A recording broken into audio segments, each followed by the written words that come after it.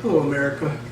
I'm Alvin, part of Tit for Tat, This and That with Charles and Alvin. We go live every Sunday at 6 p.m. Charles will be here in a bit. But before Charles gets here and we start our live, I wanted to show a little video clip of this podcast that I follow. It's called I Hip News from these two ladies. They were discussing Trump and his racist remarks and attitudes, behaviors when he was at NABJ. And after I play that clip, I want to summarize and read from Global Project Against Hate and Extremism on Project 2025. And then hopefully it will encourage people to go out and do some more research and look into Kamala Harris' political career, and hopefully get you on board to vote for Kamala Harris and support her campaign, and possibly donate if you can afford to do that. Let's get started on this, and then we'll get into it. First, I'm going to show this little video clip here of these two ladies that I do. You don't do it as much as I do, but you do it. You'll smack just listen to this. And then you'll I'm going to move the camera over here towards my TV so you can get a better view. Okay, because I say that a lot too, okay? Or, you say you know a lot, and I say you know a lot too, and then I also say okay a lot, but I say it more. But then I'll be sitting there talking, and I'll be like, let's see if I can get some lighting back here. I wish I'd stop it. But then I was watching Rusty Baby. Welcome to I Hip News, where we share our opinion about the news that is important to us. Pumps has been busy at work all last evening and all this morning. Pumps, what do you have for us? Well, I just don't think we can start the day without addressing the dumpster fire that Donald Trump was yesterday at the National Association of Black Journalists. I mean, it was so cringeworthy and so offensive that I could not believe my eyes. Honest to God, I couldn't believe it. Of course, I don't live under a rock, and I saw this, and it is alarming how loud the racism is becoming. And I think the big question when Americans see that is, who do you want to be? Do you want to be with him who can't understand what it's like to be a person of color in this country and all of the extra defining and hoops and biases that you have to go through? Do you want to be like him and just be a dick about somebody's race? Or are you going to be an empathetic person that says, we all live here together and we need to learn to understand each other? Absolutely. And so there were so many clips that I could have brought to this segment, but I had to narrow it down. So let's start with his defining what race Kamala Harris is. Commercial. Skip past this. Here we go. Some of your own supporters, including Republicans on Capitol Hill, have labeled Vice President Kamala Harris, who is the first Black and Asian American woman to serve as Vice President and be on a major party ticket, as a DEI hire. Is that acceptable language to you? And will you tell those Republicans and those supporters to stop it? How do you define DEI? Go ahead. How do you define Diversity, equity, and inclusion? Okay, yeah, go ahead. Is that what your definition is? That is Give me a definition then. Would you give me a definition? Give me a definition. Sir, I'm asking you a question. Very direct question. Define it for me. I just defined it, sir. Do you believe that Vice President Kamala Harris is only on the ticket because she is a Black woman? Well, I can say no. I think it's maybe a little bit different. So I've known her a long time indirectly, not directly very much, and she was always of Indian heritage, and she was only promoting Indian heritage. I didn't know she was Black until a number of years ago when she happened to turn black, and now she wants to be known as black. So I don't know, is she Indian or is she black? She has always identified as a black woman. She was at Black College. I respect either one, but she obviously doesn't. Because she was Indian all the way, and then all of a sudden she made a turn, and she became a black person. Just to be clear. So many things about that. Number one, she's black. It's like air quotes black. I mean, I could not believe my ears. But for him to tell her what race she is offensive. Well, it's offensive, it's insane, it's important to note here how that journalist just taught a master class to all of these journalists all across the country that attempt to normalize and not fact check this psycho, this convicted felon, this racist, and how he completely falls apart. You heard the audience, he doesn't have all of this, the cult there, you know, they're all like incredulous at the stuff that he's saying. And I think he later on, right after that, but it cut, said somebody needs to look into that. Meaning somebody needs to look into her blackness. This is a guy that started the dog whistle with Barack Obama. This is the guy who back in the 80s was a complete racist. And it's in the record all over. Everybody knows the stories that are outside of the cult. And so I saw some journalists last night on corporate news saying, you know, trying to spin this, saying, well, we have to give him credit for showing up. And I'm like, no, I came to my job today and I didn't receive a warm welcome. I just walked in and sat down and we started doing this podcast. You're running for president. A large portion of the population are black people and you need to go speak to them. You don't get an award for that. And it's amazing to me how people that we know have tried to say that they're not racist. They've tried so many times to say, oh, I don't see color. And then you see this shit and you're like, you are a racist and you're a racist apologist.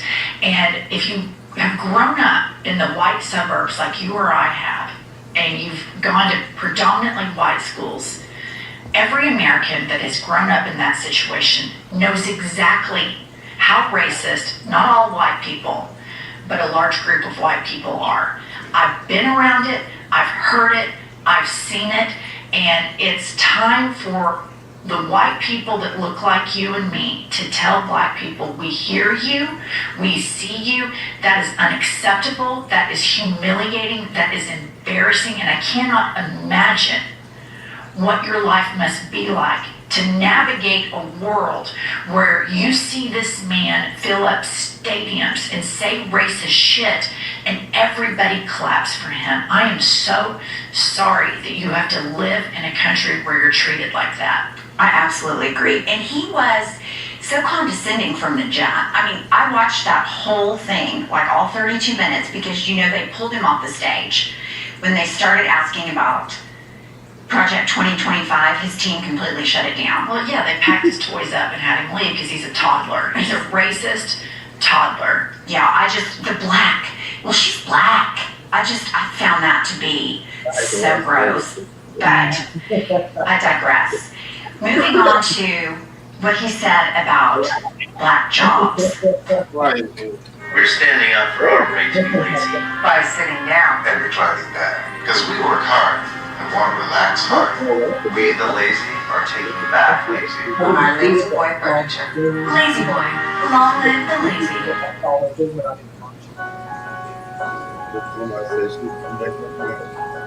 Living with profound consequences.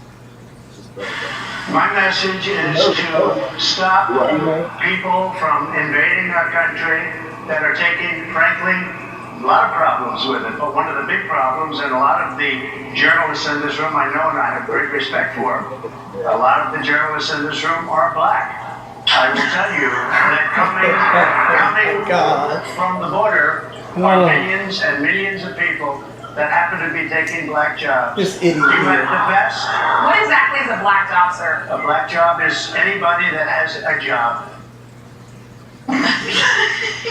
It's so crazy. Do you see how incredulous he is and how demeaning his tone is when he says, a lot of people in this room are black?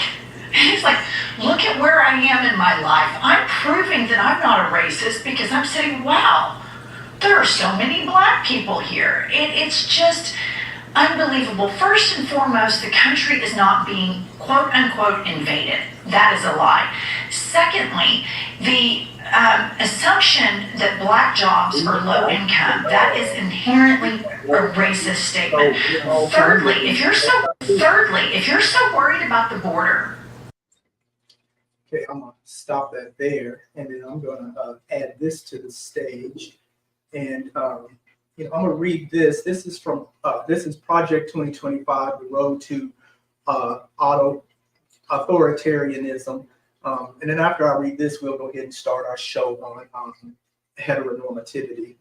But I'm gonna read this because I wanted to get that little political statement in there, and then hopefully, we can get some of these minds out there changed, whatever, where they'll get out and vote or consider voting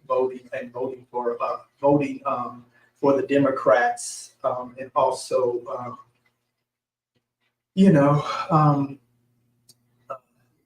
just get out there and vote for Kamala Harris for, the first black woman president, and because if we vote for Trump again, not we, because I'm not doing it, but we're going to be in some serious trouble. He's already said what he's going to do if he gets back in there again. He's not going to leave. So he'll probably die in office, and it'll become like a dictatorship where he, votes his family, one of his sons or something in, or gives it to his daughter, or whatever. And he's already said that where once he's in, nobody has to vote again. Right. So people, wake up, please, and listen to what he's saying. Pay attention to this 2025. It's not new. They've been planning this since Reagan, and they're slowly implementing this, and they don't care, don't give a shit about Trump, Right. They don't care. But if they can get him back into office, they can use him as a puppet, and pull his strings, and then they can pass this far right wing agenda, and once he's in, my opinion is, we're just doomed, because once he's in there, they're not going to get him out. And then all these black folks that are voting for him, or saying they're voting for him, wake up. You're not getting another third stimulus check. Okay. You didn't even get the first and second one from him. That came Nancy Pelosi and them, they were the ones who signed that, got that in to pass for you all. And he got on there and lied like as if he did it and signed his signature. Yeah, he had to sign it, but he's not the one. That was not his proposal. He didn't even want to do it. Okay. And that was the Democrats and some Republicans who got that passed. So you all sitting out there waiting, thinking you're going to get another stimulus check and all this type of stuff. It's not going to work. Okay. It's not going to happen. So, vote for him at your peril, at the rest of our peril too. Okay. So I'm going to go ahead and read this, and then we'll go ahead and get into our show. So it says, Project 2025, The Road to Authoritarianism. Excuse me, folks, I'm a little bit under the weather, so I'm still recovering from this food poisoning. And so my voice might be a little way here. But it says, Global Project Against Hate and Extremism, with a 100-member advisory board composed of a who's who of extreme far-right groups, including Christian nationalist and bigoted organizations, and tens of millions of dollars in funding from dark money donors.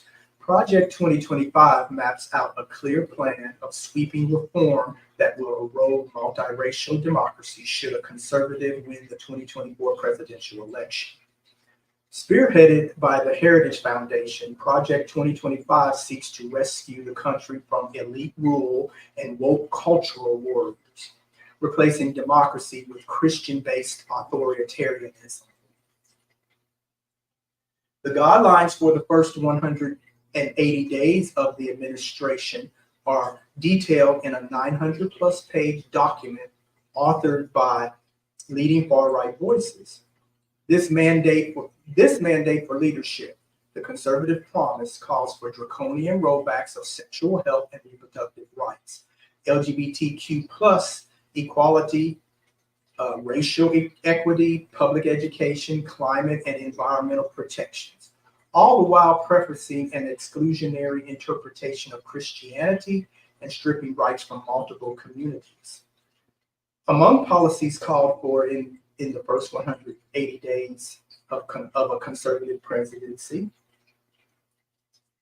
okay, eliminating LGBTQI plus and transgender rights, eradicating federal funding for DEI programs. You know, and he gonna ask that lady, what does DEI mean? Well, you don't need to be president if you don't know what DEI means. Okay, why should she have to define that for you? Right. Okay, participating in any critical race theory or DEI initiatives will be grounds for termination of government employees. Ending reproductive freedom and replacing the Department of Health and Human Services with the Department of Life. What the hell is the Department of Life? I mean, I got an idea what they're talking about. You know what I mean? But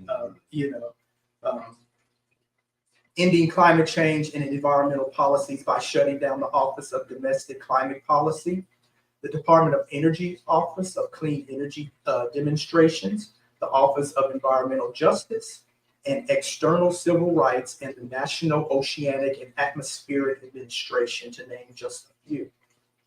Climate scientists will no longer be used in national security. Slashing of the Department of Justice and dismantling the FBI and replacing their traditional independence from political pressure with fealty to the administration. And so what they're saying right there is, they have to pledge their allegiance to Donald Trump, and anybody that's not, or whatever, they're gonna send their own, out, guards or whatever out to harm us or harm it can be anybody. Yeah. It's almost going back to like Hitler. You know what I'm saying? That's what that sounds like. Fealty to the administration. So you got to pledge your allegiance to him. And if you don't, then he's going to come after you. Right. He's telling you right there what he's going to do and what he wants to happen. And the Republicans are on board with this, and so they can get their agenda passed. This is really their agenda. Mm-hmm. Right. For him to go through. Exactly. Purging the government of apolitical civil servants by firing as many as 50,000 and hiring replacements from a database of personnel vetted for conservative values and loyalty. A conservative LinkedIn. Man. That's crazy. Successful candidates will undergo training at a presidential training academy and be furnished with the insight, background, knowledge, and expertise in governance to immediately begin rolling back destructive policy and advancing conservative ideals in the federal government. Eliminating the checks and balances built into the three branches of government in favor of expanding control by the executive branch. So he's going to bypass the Congress and the Senate, okay, and he'll go to the courts where he already has them stacked on his favor. Yeah. So no matter what progressives, Democrats, or whatever, liberals, whatever you want to call it, whatever you take to the court, it's going to be struck down. You know what I'm saying? Or not even accepted to be even voted on. Yeah. There's a lot there, people. Eliminating the checks and balances built into the three branches of government and in favor of expanded control by the executive branch. That means he's going to call the shots. Right, exactly. So he's going to overrule anything. Mm-hmm. Okay? Replacing the Department of Homeland Security with a 100,000 worker-strong immigration department, militarization of the border, and an end to refugee programs. Fundamentally altering American diplomacy to push anti-abortion and anti-LGBTQ plus agendas. Adopt a human rights regime distinct from the Universal Declaration of Human Rights and abandon international organizations and traditional diplomatic and security alliances. He wants to get rid of who? What you say? He wants to get rid of who? Who is who? The White House? No. That's the international organization. You know, like when you're out there and you see, if you ever watch the like when they come in and they come in and vote, you know, and intervene on human rights and stuff, you know, like that. Oh, like the world. I can't think of it. World something organization. Okay. Look it up real quick on your phone. But they're the ones who come in, and then they'll come in and then they'll investigate and stuff, you know, like that. Human rights violations from all different type of countries and stuff, including the United States. And this plan is made easier if a conservative president is elected soon, but it's not dependent upon upcoming elections. This is the plan that will continue to drive far-right thinking into the future as Christian nationalist groups push for these changes. Elements of the plan are already being put in place on the local and state level. You know, I probably got that definition. I may have got that definition wrong, but I think it's the World Health Organization. Okay. You thinking of United Nations? United Nations, yes. Yeah. But who's a part of that? Who is a part of that also?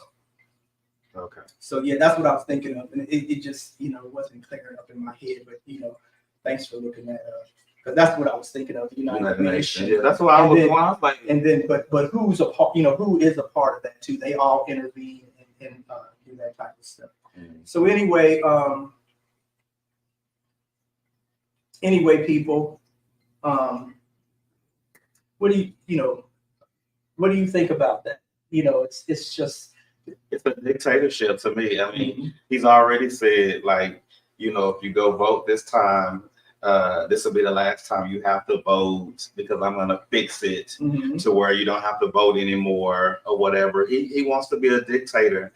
And like you say, the Republicans are using him as their little puppet to go out and set up all these objectives that pertain to, the way they would like America ran or whatever. And it's unfair. It's very white privilege, just white privilege and all. I mean, it's just not the America that I thought I would ever see.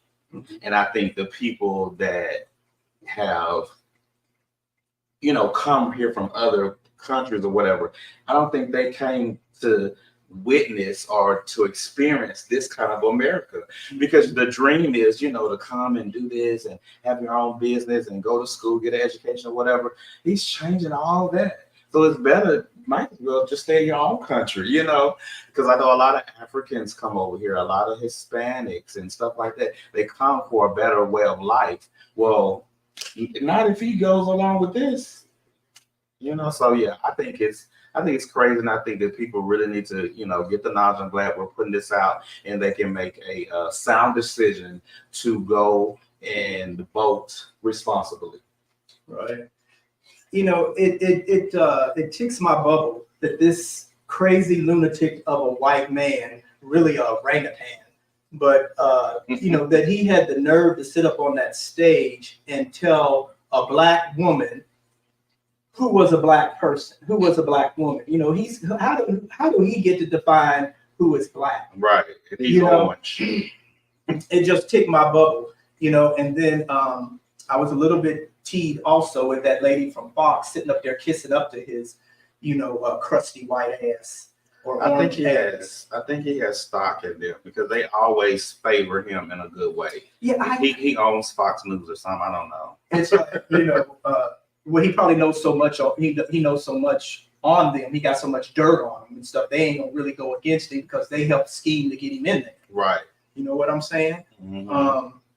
But yeah, that just ticked my bubble. And then she's sitting up there, oh, Mr. Trump, I was with you all day after you got shot, and or whatever. And we just blah blah blah. And I was like, I almost used the B word on her, Yeah.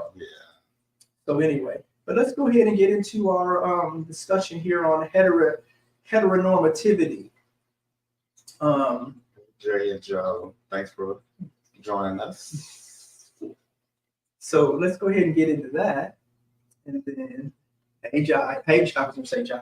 Hey, Jay and Joe. And then,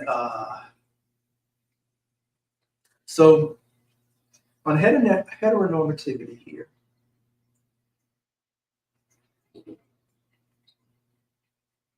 heteronormativity, denoting or relating to a worldview that promotes heterosexuality as the normal and preferred sexual orientation.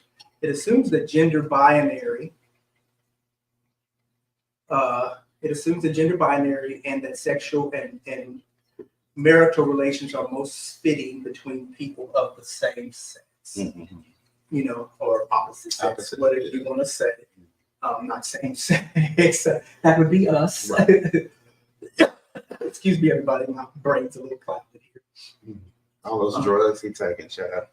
I'm only down to one. Oh, well, that's good. So you got to do another one, right? The right one. No, I already started taking that yesterday. Okay, good. You know, I started taking that antibiotic yesterday. I went and found it at another pharmacy because the one CVS didn't have it, so I had to drive to another one way in bumfuck Egypt to go get it. So, wow. Hey, Egypt. So I'm taking that one now, and you know, it's working. You know, for anybody who don't know, you know, I had a bad case of real severe case of food poisoning, and it just jacked up my whole system. So I'm still kind of recuperating from it. So you know, I'm gonna get through this show, and I lost 11 pounds, so I look like Skeletor.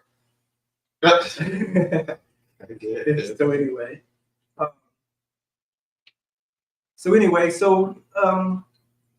What do you think about this heteronormativity? You know, do you think we should conform? You know, like conform, yeah. You know, like, do we need to follow, you know, I wish that's my phone is reading. No,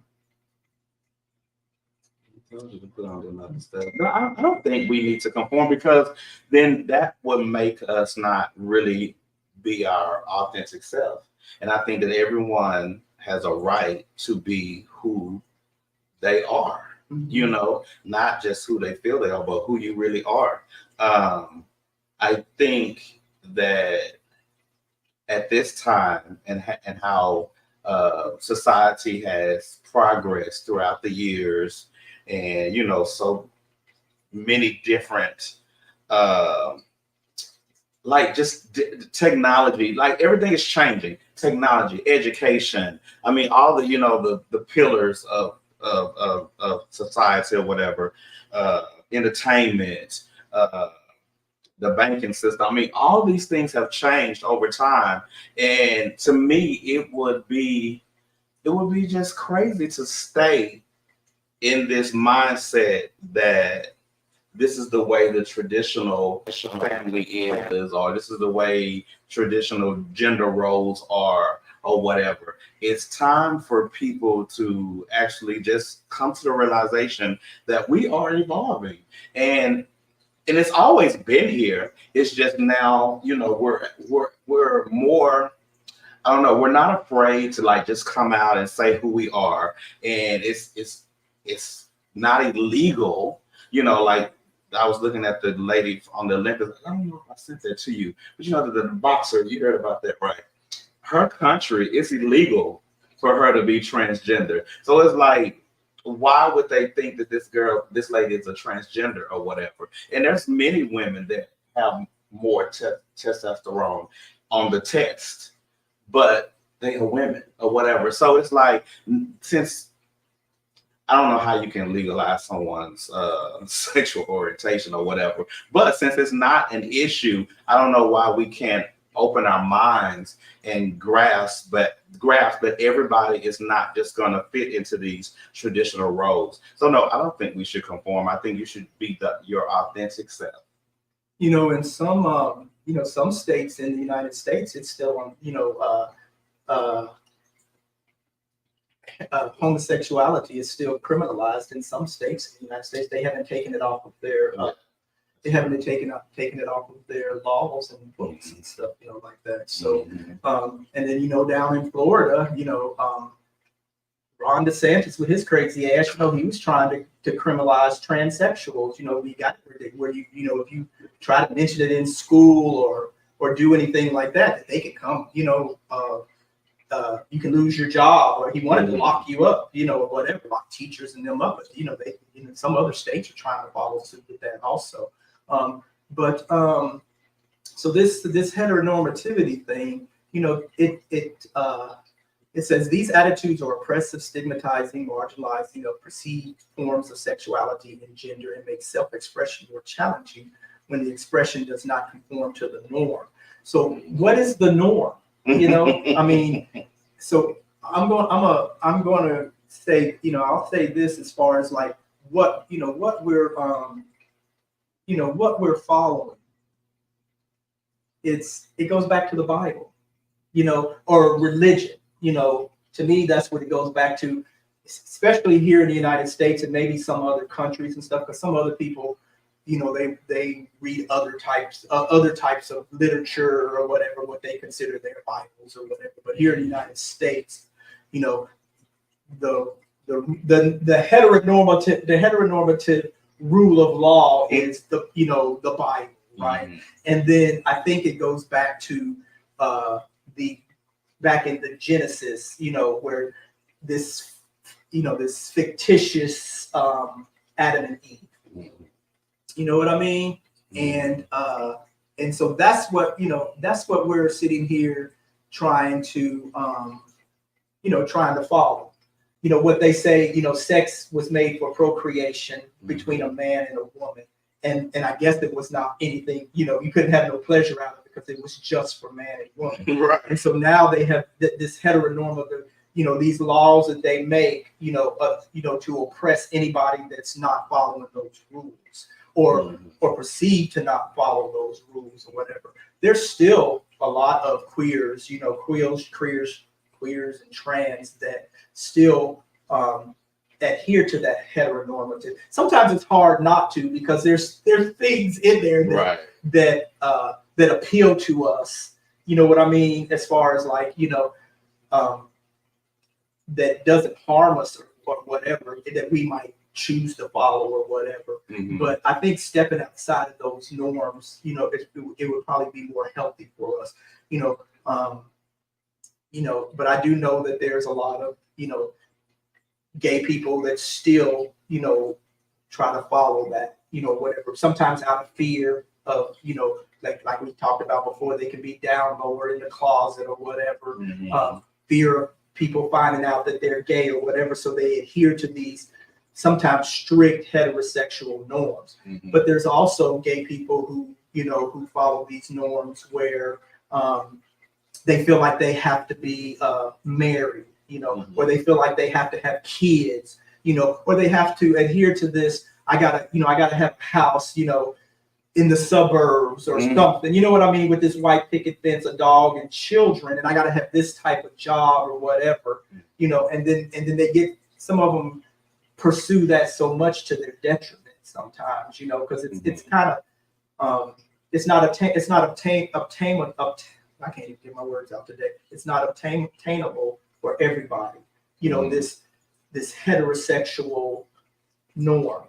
And in gay people, I feel like, or people, even heterosexuals who want to step outside that, I feel like, step outside of it, challenge that, you don't have to adhere to this type of behavior, and at the detriment of yourself to make yourself unhappy, So, but it says, I have here, it says some of the largest religious denominations, such as Roman Catholic Church, Southern Baptist, Mormons, and the Orthodox Church, do not allow women to become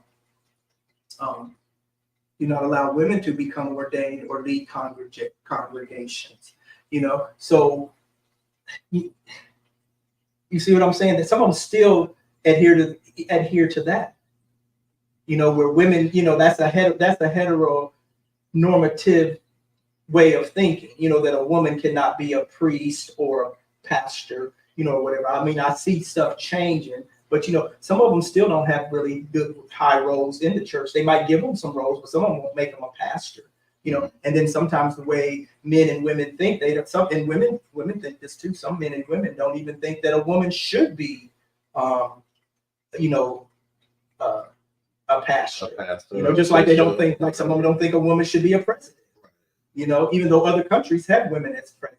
You know, but here in the United States, some of the reason what this heteronormative, you know, thinking about, you know, Kamala Harris is she's a woman and she should stay in a woman's place. And God made man and woman, and He made man dominion over woman. You know, so you know, and that's a very heteronormative way of thinking. Yeah. You know, and it says in the United States, society places a priority on 3 things: sex, race, and class. What do you think about that?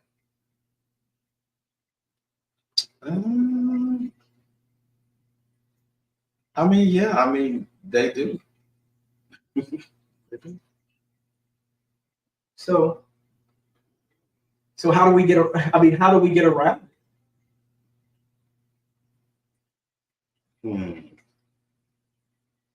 Well, it's gonna have to be a mind change, a mindset change. I mean, because we've been at this for forever now. Right. You know, I don't think of gays. Oh, I didn't give you no ice. I'm sorry. You want me to get you some ice? That's all right. Oh, okay. Excuse me. You know, we've been at this so long, you know, of gays trying to be accepted into the heteronormative society, you know, and we'll change our ways. We'll change our way of thinking. We'll change our way of acting. We'll change our way of dressing. We'll change our way of doing, you know, to try to fit into this heteronormative society. And sometimes it's, like I said, it's at the detriment of us, where we end up with nervous breakdowns or causing harm to ourselves or other people because we're trying to fit into something that we're not. You know, and that we're never probably going to ever be able to fit into, you know, and the only way to fit into that is to probably stay in the closet. Because if you come out, you know, even though some accept us, the whole of society doesn't accept, you know, queerness, you know, or transness. The whole of society don't. They still fall back onto this, you know, this religious notion that, you know, it's male and female, and anything outside of that is abnormal. I wouldn't, me personally, I wouldn't try to fit into anything. I would just be myself. I mean, of course, there's places where, you know, you can freely do that or whatever. And then there's places where you're probably going to walk into and people are going to look at you, you know, side eye, but just be you.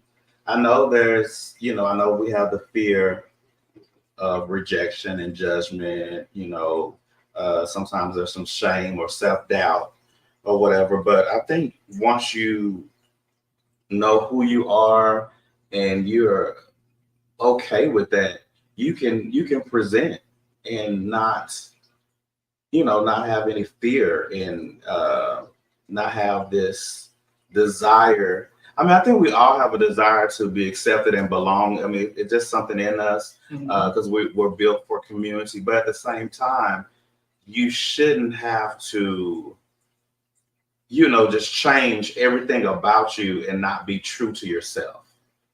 I like the statement, to thy own self be true. Like be yourself, be your authentic self. And when you're in places that do not allow you to be your authentic self, I think that's when we need to push back. You may be the only one there, but at least you try to get your voice heard or whatever. But yeah, I wouldn't just, you know, go with the flow. If I didn't, you know, if I didn't really have to. And I guess sometimes there are places where you may, you know, this is the way it is or whatever. Just like when we go to some restaurants or whatever, you know, you have to take your hat off, or you have to do this. Sometimes, you know, you just have to go with the laws of the land or, you know, the establishment. But if that's not set up or whatever, then I'm just going to be me, you know, I'm going to do me or whatever. So what do you think makes us want to get married? I mean, so because we have relationships, you know, we can have relationships and, you know, and we can act, which we have defined. We go through relationships and before marriage was actually, gay marriage was actually legalized, we couldn't get married, right? but you know, people would still have some commitment ceremonies and stuff because they wanted to be entangled, you know, or whatever. But is that like a heteronormative way of thinking, a biblical way of thinking, to think that to feel like we should get married or whatever? Because does that make us seem more accepted in society now that it is legal? I mean, why you're coming from it from a different way than I thought. So when I thought of this, the heteronormative discussion, I was thinking that, and I know you are too in a way, but as far as the marriage thing, I'm thinking that people already have a mindset that this is the norm, heterosexual, right? To be heterosexual. So I'm just meeting you and I'm saying, hey, how's your girlfriend? I'm just meeting you, and because you dress a certain way, I'm making assumptions. You know, stuff like that or whatever. Or if I say I am married, you assume it's a lady or whatever. That's the way I was coming with. That's how I was, you know, coming in my mind or whatever. So the marriage thing, to me, I don't think we're trying to be, you know, we're trying to be like a heteronormative whatever. I think we just, why not? Why can't we have this? Why can't we be in, you know, why can't, I think the heteronormative issue comes when you think that my partner needs to be a female, or if I'm a female, my partner needs to be a male. I don't think the issue is, well, to me, that the way I was thinking about it, I didn't think the issue was that we were trying to be like them. Because I would like to grow old with a partner. Like I said, our makeup is for community or whatever. Like you always tell me, get out the house or whatever, you know, or whatever. Get out the house. Put me in a recluse. I know, right?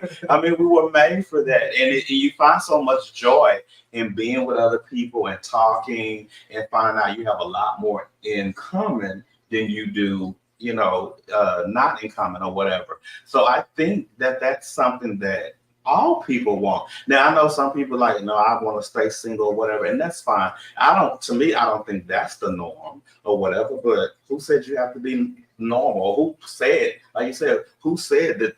Who sets the bar, or you know, whatever, on what's normal or whatever? So I don't see nothing wrong with us having the desire to want to be in a marriage or whatever. I think it's an issue when people assume that I'm married to the opposite sex because you're so into this heteronormative that's all you can see. You box me in to this norm, and it's like, no, my wife, I mean my partner is a man or whatever, or my partner is another woman if I'm a woman or whatever. But I think that's what we grew up seeing, though, and that's what they show on TV. Like you say, it starts from in the Bible, you know, the man and the woman or whatever. You know, they want to say that's, you know, what they're standing on or whatever, which is crazy. But I think when we see that all our lives, we're like, we want that, but it's just not going to be how, you know, you present it or how it looks here or whatever. I think every household is different or whatever. Sometimes the man is the domestic one, and you know, the woman is the one that does all the finances. It's not gonna always domestic. Right. Sometimes we're gonna get a maid and she gonna come and clean or what, you know. So sometimes it's what you make it. I think the normal, normative, all that, I think that needs to be erased because you set your own path. You know, you set your own path. So I think that's I think that's still a heteronormative way of thinking because it's drilled into our head. You know, like you said, you know, that's what we see as we're growing up. You know, when we're born, you know, everything's all, you know, the sexes are already, you know, determined by, you know, our parents already determined that this is a boy or this is a girl by what our genitalia is, right? And then through the Bible, you know, through religion, you know, they're pushing this heteronormative Adam and Eve thing, you know, whatever. So we're conditioned, you know, we're already conditioned from birth to you know, to do boy things or girl things, you know, to dress boy ways, girl ways, to grow up and hopefully get married. Now, actually, in reality, most people in the United States are not married.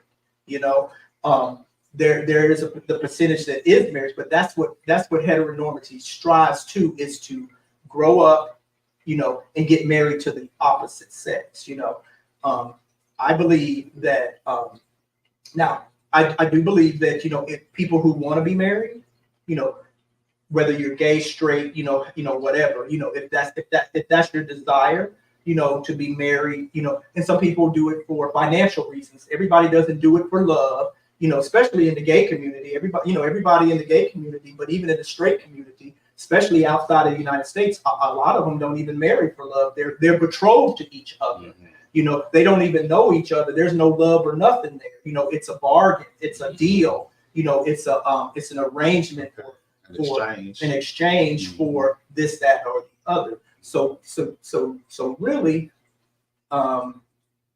when you look at it, if you go further back into it, you know, marriage, heteronormative was it wasn't for what we see it as today, as companionship and love, you know, or whatever, and spending your life with somebody, you know, because you're so connected to it, you know.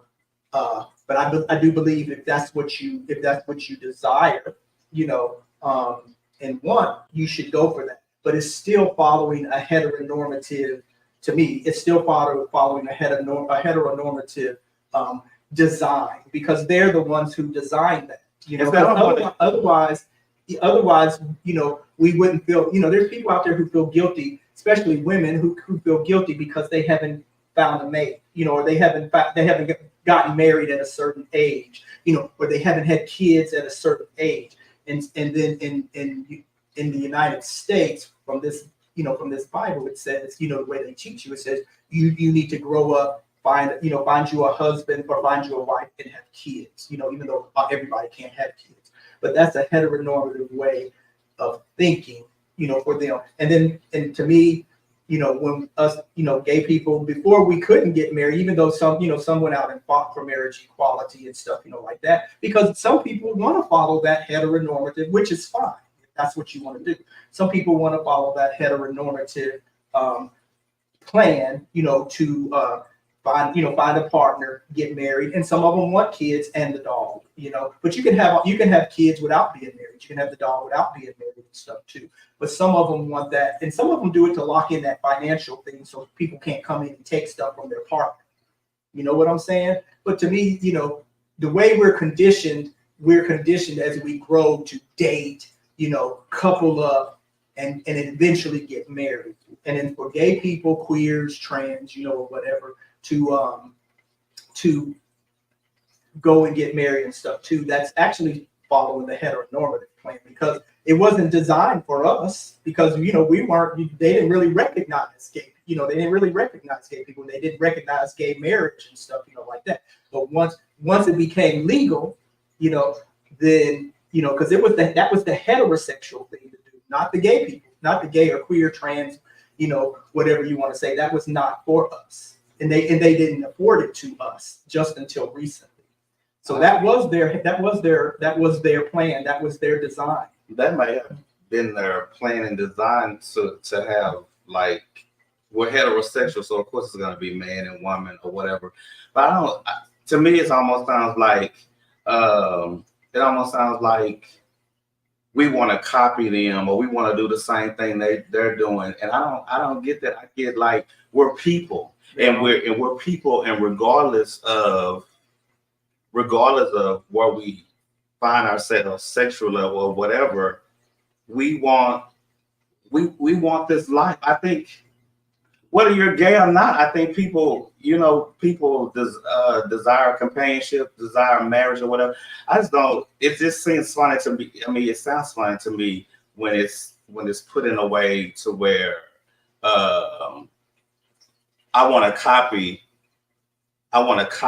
what y'all are doing over here because y'all invented it or whatever. I think that's just the way we are. Whether it was legal or whatever, I think gay people wanted to get married. They wanted to or whatever. They just couldn't. I don't think it was because my mom and dad were married or whatever. I think you may have saw the strength or the lack of in that relationship and decided you want that for yourself. I don't want to grow old. I want to find someone. Oh, I think that's just everybody's whatever. Or some people's thing or whatever. And so they go out of it, not saying that I want to copy what they are doing or whatever. I didn't even think that way. I just thought, I just went with the definition of it just being like the heterosexual people think that is just the way of life. That's the default. The default is man and woman, man and woman, man and woman, man and woman, man and woman. You have your child, you do this, you do this. And in society, that is not going to always be the case. Mm-hmm. So now we have to realize that we have to make room for other types of relationship. It's not going to always be boyfriend, girlfriend. It's not going to always be husband, wife, or whatever. And when you think that, you're walking in that heteronormative, like this is the norm, and you have a problem with anything outside of that or whatever. But I don't see why, if you don't fit in that hetero life or whatever, why you can't have or want or desire those same things without it being like, oh, I'm copying them, or I want the same thing they have or whatever. No, it's just not gonna look like what you have. It might not be your marriage. Mm-hmm. So when you go back into history, and if you want to follow the religious context of it, as far as the Adam and Eve thing, Adam and Eve, if you go by that, they were never married. Mm-hmm. And then when you go back to it, there was no concept of marriage or anything like that. It was thousands and thousands and thousands of years later, that the concept of marriage came into play. And that was more for like what Jay and Joe were talking about here, so you can acquire property, or you can acquire this, you can get that. It was more for the benefits of what you can get out of, if you're joined as marriage. But even then, back then, what we consider now as heteronormative marriage in the United States, even though it's not followed all over the world, the marriages were the men had many wives. You know what I'm saying? Yeah. Even though the wives couldn't have many men, right? But many husbands. But the man could have more, as many wives. Sometimes as many wives as how many goats he had. Mm-hmm. Or whatever, or the king or queen, however many they wanted. Or something. So, excuse me. So this idea of heteronormativity, it's kind of a recent phenomenon in history, because it didn't originally start off like that. Because if you do go by the fictional Adam and Eve, they were never married. Right. So that brings this whole notion of marriage is conditioned. We're conditioned at, so that's why we think the way we think about marriage, or to grow up. And then we feel bad about ourselves if we don't get married, especially heterosexuals. I don't know if gay people feel so much, gays or queers feel bad about themselves if they can or can't get married. A lot of gays do it for legal reasons, just like what Jay and Joe were saying, even though now those laws are antiquated now. Now you can visit your partner in the hospital. They used to have the laws where you couldn't visit your partner in the hospital, or your parents or relatives or kids or whatever. They could come in and take they can take your assets, your money, and all that stuff. Take that away from your partner, and they can block. They can go to court and they could block that. with the laws and stuff now, there's still some where they can do that, but for the most part, they can't do that anymore. But those laws were there where they can come in and take everything. You done been with your partner for 20, 30 years or something, you know, and y'all have a house, you know, y'all have this, y'all have assets, you know, y'all have all this stuff. And then your greedy relatives, when you die, you know, or you get sick, they come in and they take your power, they take that power away from your partner, right. And the courts can give it to them, and they can move you out of your house. You know, they can limit your visiting rights or terminate visiting rights in the hospital. Mm-hmm. They can decide, you know, burial rights and all of this type of stuff. You know, the laws are changing now, but they're still out there. You know, and then so. Jay and Joe are correct because, you know, because I have friends who they're married, but you know their relationship is based on, you know, basically friendship, but also on financial, you know, their financial needs and stuff, you know, like that. So relatives and people can't come in and take this away from them or make decisions and stuff. It wasn't like because they were copying what their parents. He said, I wanted to create a union with my husband. Yeah. Or whatever. Yeah. He said, without being married, there are a lot of legal things neither of us would have any day so over. And that is correct. You know, now that they're married, you know, then either Jay or Joe, they can make those decisions where if they weren't married, you know, some of your relatives could come in and make decisions that your partner, you know, would not have wanted them to make, you know, or whatever. As far as them being married, you know, when they got married, it's still a heteronormative thing to do, you know, because society has they have conditioned us from babies is that's what you do to go get married. Now there's gay people. So what do gay people do if they want a relationship? They're not. What do they do? If they want to get married, they can get married. People can do what, you know, if you should be able to go and get married and do what you want, but it's still a heteronormative thing to do. You know, there's lots of gay people who choose not to get married, even though it's legal.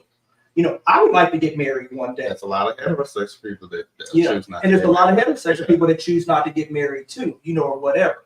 But there's a lot of queers who choose not to get married and follow that heteronormative thing of the conditioning that says, you know, when you grow up, you know, you find you find you a wife or a husband and get married. But with the gays and the queers and stuff, you know, like that, you'll find you'll find somebody of the same sex. But it's still drilled into our head now that, you know, in order, you know, you should get married. There's still parents and stuff out there, you know. Now, some of them don't want you to get married in their churches and stuff. Depends on how far the religious thing goes, you know, in your family or whatever. But some of them still think that if you're in a relationship that they should get married. You know, those people should get married, but they don't necessarily have to get married, you know. And then gay people, you know, they can, you know, we could, gays and queers, you know, whatever, we can make, you know, we don't have to get married. We can make wills and stuff now. Now you can make, you know, now we're allowed to where we can make, you know, legal documents and wills and stuff, you know, like that, where we can bequeath this, or we can say what we want and stuff, you know, like that, and without our relatives or the government or somebody coming in and stripping us, stripping you of your rights and stuff, you know, like that. But I do feel like anybody who wants to get married, you know, should get married. Just like me, you know, I would like to get married one day. Don't know if it'll happen, but I would like to get married one day. But that would still be me following the heteronormative of what society says, you know, it should be. Because society said, you know, heteronormative society says that, you know, they have dictated it, you know, and it's drilled into marriage. They have dictated, you know, it's dictated, you know, not like legally set in stone. It's drilled into us from babies. You know, this is the norm. What's the norm? The heteronormative. The norm is to grow up, find you a partner, you know, some date, you know, find you a partner, have a good job, you know, get but you across the board though. That should be because no one knows that when they're teaching you this, they don't know. I mean, unless you just come out just flaming or whatever, and I'm just being whatever. But that's gonna be what everybody hears or whatever. So to me, it's just something that you that you seek for regardless. You don't seek it. You don't. If you want it, if you want it, but that's, you don't. We're not born seeking marriage. We're not born seeking, that you have to, that you have to. But you're saying when they get that information, that's something that they eventually will seek for. So when you get they strive toward that. Most people in society strive to find a partner, whatever. Whether you're gay or straight. Yes. Okay. Whether you're gay or straight, because that's what society, that's what the norm, that's, you put it in air quotes. So that's what the norm of society says, that you're supposed to grow up, get married, have kids, even though everybody can't have kids. Everybody's not even going to get married. But that's what's drilled. That's the norm that is drilled into our heads from birth. We start hearing it as as we start being able to cognitively understand language and stuff. Yeah. You're gonna hear like little so-and-so, oh, he's so cute, the girls are gonna love him as he growing up. Or look at so-and-so look at her with her little boyfriend, and they're 3 or 4 or 5. Look at him with a little boyfriend. Oh, when they grow up, all the men are gonna be after her. Yeah, I don't have a problem with it being the norm. I have a problem with you saying that my norm should be your norm. I didn't say that my norm should be. You said that the heteronormative, that's what the heteronormative, so that's what heteronormativity equals. Okay, well, that's what heteronormativity equals. It says, it drills us into our head as we're growing up as children. This is the plan that you follow. We don't always follow those plans. Some of us do, some of us don't. But the heteronormative plan is for a little boy and a little girl to grow up, follow some of the, follow the things that society says that this is what you should do, this is what you should be, this is what you should have, or whatever. Everybody can't obtain that. But society, they drill it into you as you're growing up that, you're going to get married. So you need to be married. And most, you can ask most women out there, even though some men don't agree, but you can ask most women out there, that when they were growing up, did they think about, were they conditioned to think that they need to grow up and be married? That's why so many women saying, oh, at a certain age, I'm not married. So my thinking is, I think like what you're saying, that we get that teaching, we get that or whatever, and that's fine. I think that's fine. I think that's fine for everything. But the thing is that what you taught me to be norm may not look like, and that's to me that's the issue when they have a problem with the way it looks. Mm-hmm. So the term I have, heteronormative, is the assumption that everyone is heterosexual, straight, unless proven otherwise. Mm-hmm. The idea that heterosexuality is the default, normal, or preferred sexual orientation. To me, what it does when someone has this heteronormative belief, it excludes us, and it almost erases us. Because you're saying that everything has to be hetero. I'm not saying that. No, I'm saying that's what I'm saying the definition of hetero. That's what heteronormative is that everything has to be the man and woman. It has to be heterosexual. But it doesn't. Your marriage can be heterosexual. My marriage can be gay. Your travel can be traveling with all your straight friends or whatever. My travel could be with my gay friends or whatever. Your raising your kids can be, the husband and wife and the kids. Mine is gonna be husband and husband, or wife and wife raising kids. I mean, it's like we still. I feel like you kind of pick up on all this stuff, like, that we saw growing up, we saw on TV, but that doesn't mean that I'm going to do it the way you did it, or the way it's going to look different from me.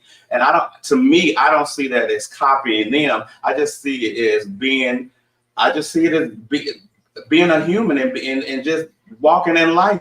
I mean, living life the way I want to live. Yeah, maybe I learned it from heterosexual. I mean, they could have been gay. I don't know. They could have been DL. But I learned it from you. But the way mine looks is not going to be the way yours look. And that's what, to me, that's what this whole show is about, and this whole, bringing this out, is that we cannot allow people to put us in this box that it's just going to be straight. We can have the same things that they have, or that anyone, or that you not. And if you don't want them, you don't have to take them. That's what it is. Heteronormativity for gay people, it's like breaking outside of that box. If that's what you would like to follow, or because there's some things we're not going to be able to get away from because we like some of the same stuff. You know what I'm saying?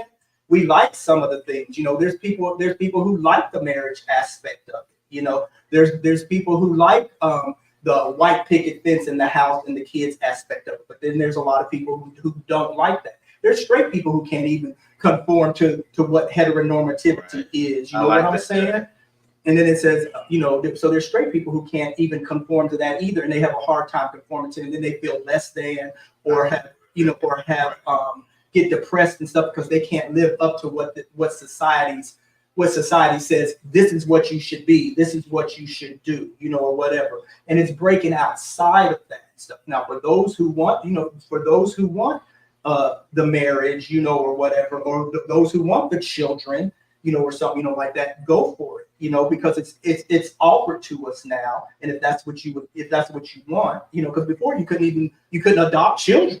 And if you choose to stay single, you're not really showing anything, because they're single hetero people. So you're just going to be a single gay person. That's not really saying, oh, you're conforming to hetero because you're single or whatever. It's only when you do things that have been structured or whatever to be male female, and that's marriage is structured for male female. Right, and marriage was structured for male. That's the heteronormative. That's the heteronormative. That's exactly that. So that's what I'm saying. We don't have to, we don't have to conform to that. If we would like to, yes, I have no problem with that. But I'm saying I don't think we're copying anything from anybody. Like you said, I feel like copying. I said it was designed that way. It was designed that way as we're growing up. It's not really the norm, because back in those ancient times, they didn't even have marriage till thousands and thousands of years later, and they were for different reasons. We take some of those reasons now, where we would get married for some of those reasons. Some straight people get married for some of those reasons. It's not always for love. It's not always for companionship, or whatever and stuff, like that. But marriage is a heteronormative design. It's heteronormative. And most people follow, not all, but most people in the United States follow the King James Version of the Bible, where it says, God created man and woman, and for this, whatever union, because they weren't married, but for this, and they use it to say for procreation. So it's designed that you get married. Okay, you grow up, you get married to a man or a woman. Basically, it's designed for the opposite sex. But since we have evolved now, and then the laws and stuff are changing, we can think outside of that norm, and we don't have to follow that. But for those who would like to follow that, that's fine. There's lots of people who like to follow a lot of heteronormative stuff. It's just like gays and queers and stuff. We go against a lot of that stuff too, by some of the stuff that we do.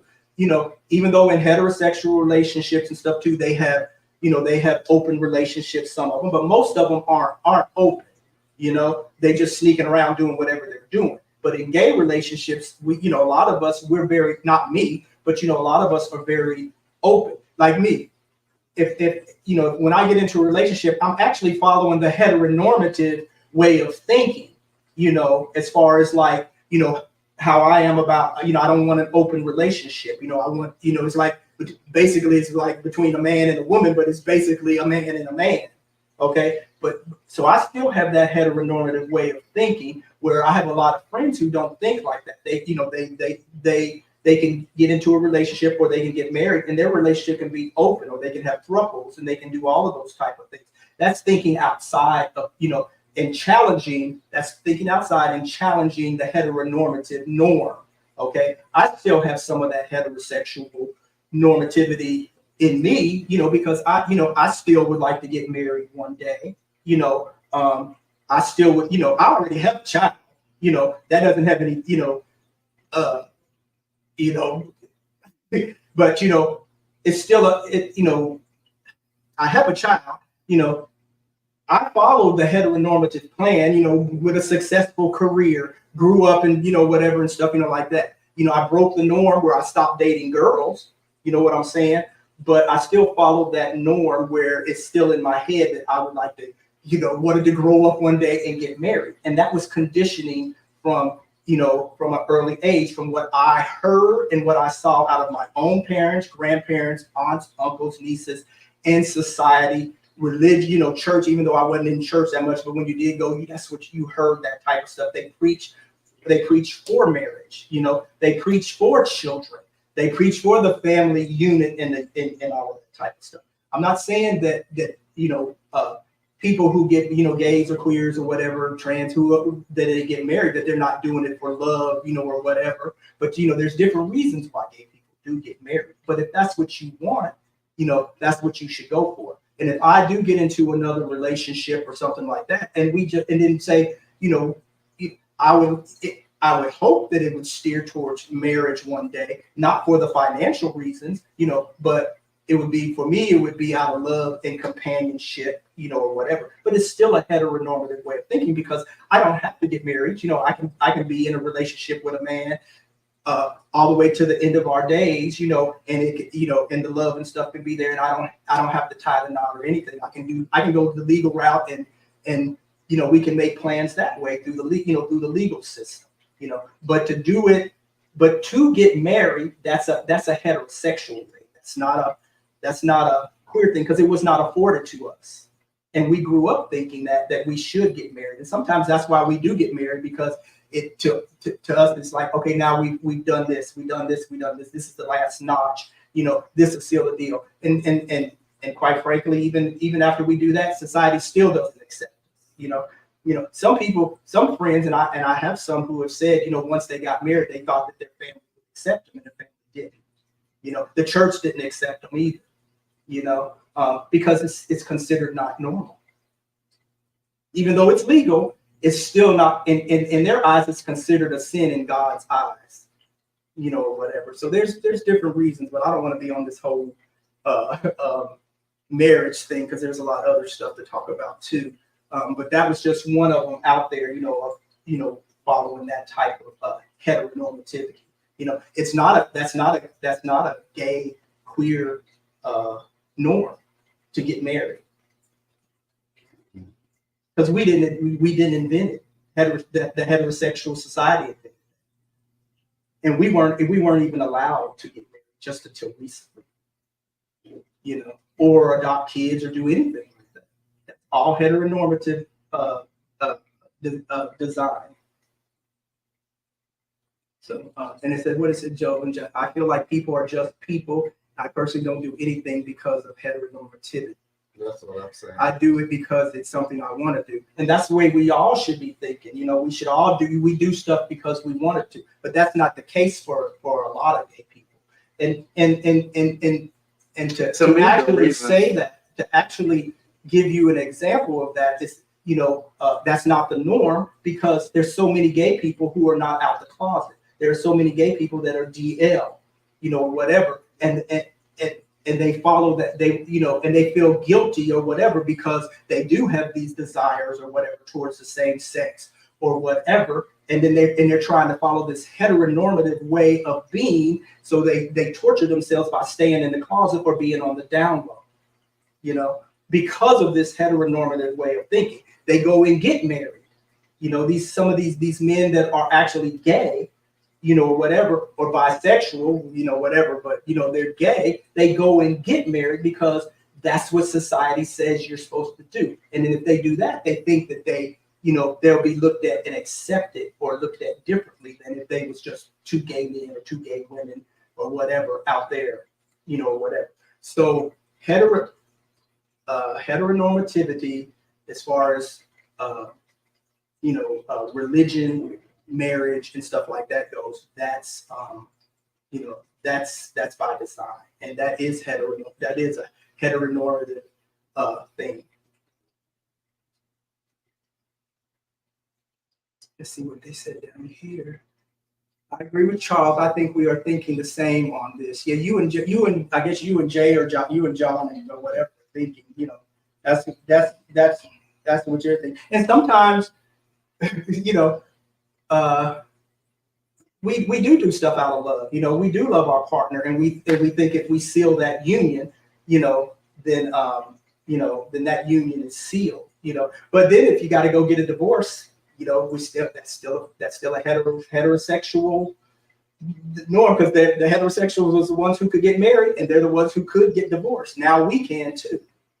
It's almost like, so when I think of marriage, I don't see two straight people getting married for any different reasons than two gay people would get married.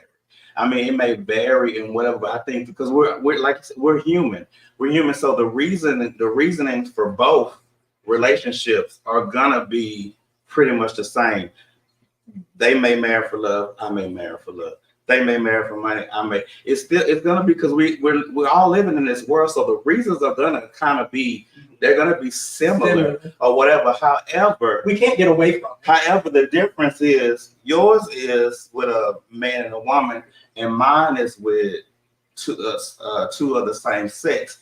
But that doesn't, to me, I didn't get married. Me and this guy didn't get married because we saw y'all or whatever, and we wanted to copy that. We got married for the same reasons y'all got married.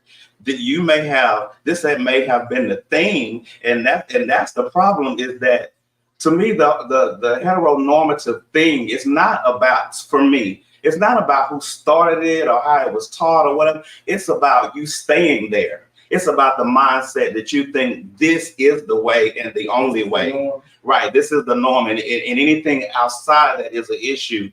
You don't write in the textbooks. You don't put it in your jobs. Like, I work in HR, so we have to go back and look at some of our contracts and put they or just use,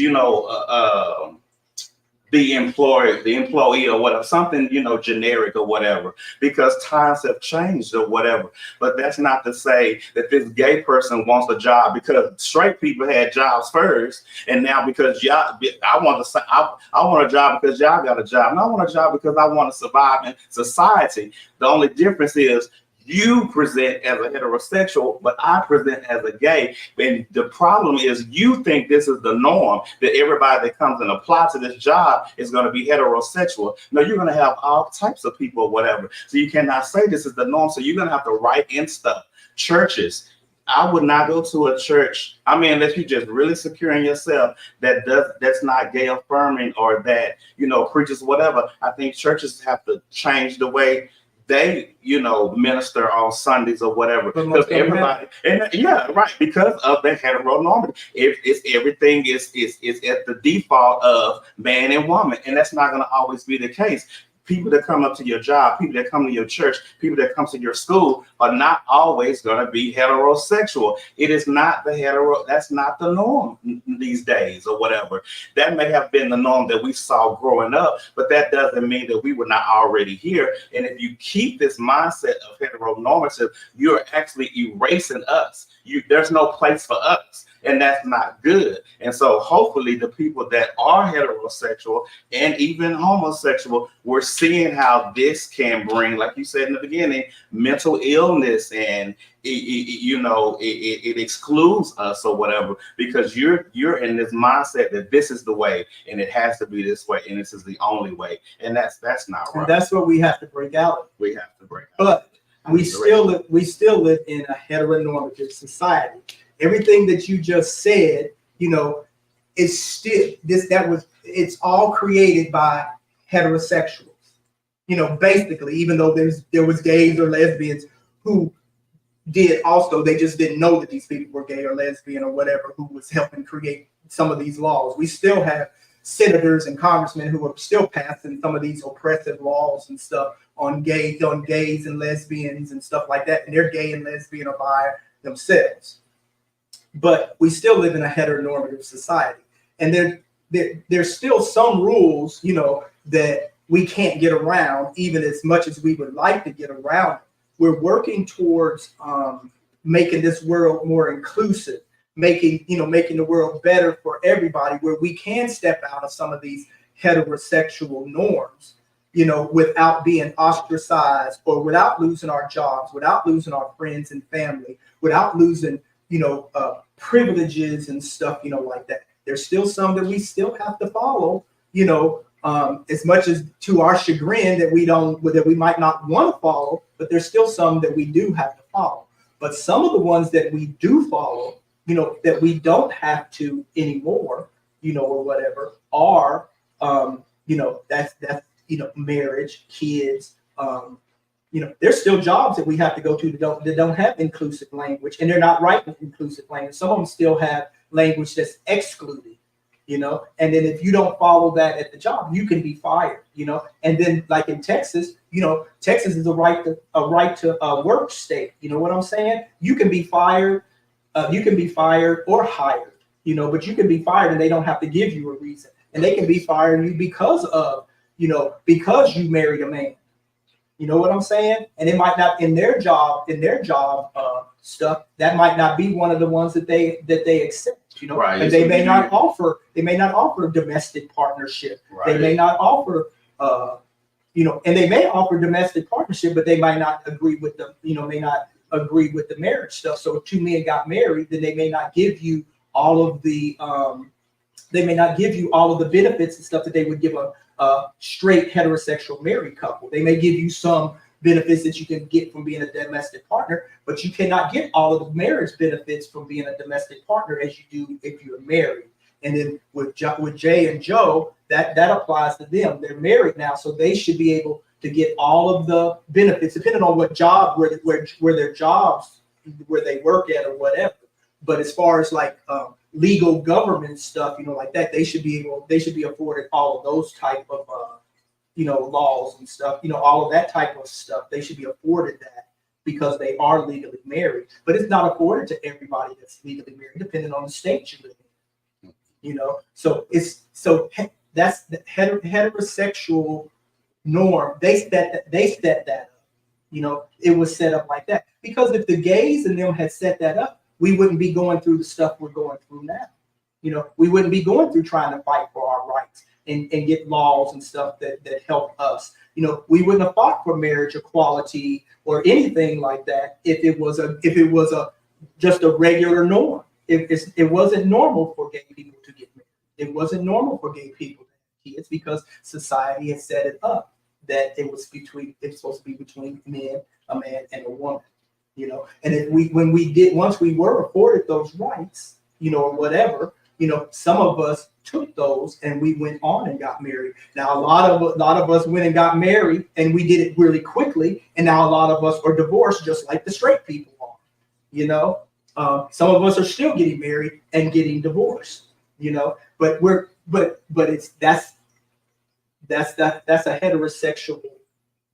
heterosexual design. Because we don't have to get married, you know. We can just like they don't either, you know, because there are couples out there who are coupled and they never wanted to be married. They like the companionship and stuff like that. You know what I'm saying? Or they do it for legal reasons and things, you know, like that. But when we do get married, we are following the heterosexual norm because that's a heterosexual norm thing. Okay. I mean, all the data out there points to it. It'll tell you that. I'm not making that up. I'm not saying that you're making it up. It's not my opinion. That's not even my opinion. Because in my opinion, like I said, you know, I like some of the heterosexual. I don't follow all of them, you know, or whatever and stuff, you know, like that. I make my own life and stuff, you know, like that. But for me to want to get married, and if I do one day, then that's me really following the the way we were raised to think, to grow up and to get married and stuff, like that, because we don't have to. We don't have to anymore. The way we think and the way people thinking now, those norms are changing, but the norms are still there. They're not erased. They are still there. See, the only thing the way it sounds is that I don't want people coming on here and looking at the show thinking, okay, because we already know we live in a heteronormative society. People are coming on we're talking about what we're talking about. Right. So I don't want people coming on here thinking like, because we know we live in a heteronormative society. I don't want people thinking that, the reason. So you're saying the reason I got married is because this is what they do, and so I was trying to be like them. No, I got married for these reasons. No, that's not what I'm saying. Or whatever. So I didn't even say that. And that's and people are going to think what they want to think. People form and judge their own opinions and stuff from their life experiences, or from or what the way they want, So there's some people who will come on here and they will have your point of view. There's some people on here who will have my point of view. But I'm going off of the data that's out there, what's written, and stuff, like that. I'm not going off of my own opinion, because if I went off of my own opinion, I would like to think that I wouldn't be getting married or want to be married just because, that's a heteronormative thing. But it is a heteronormative thing. So if I was to get married, because they're the ones who designed that.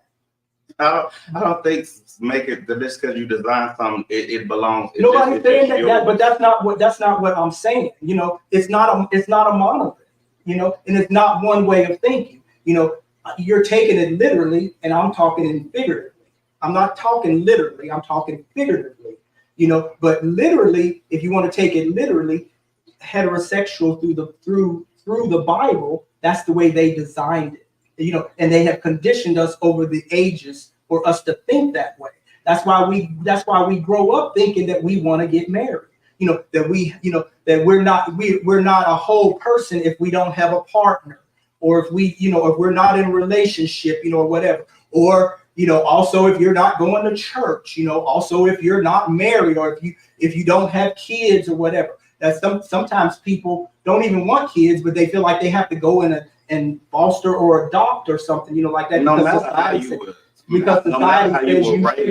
you should come to a realization of this is what I want in my life. So if even though you were raised saying this, doing this, and this is what you're supposed to do, if that's not what you want, then don't do it. Yeah. And that would be, in a perfect world, that's the way it would be. Okay. Well, but I don't know. But I don't know.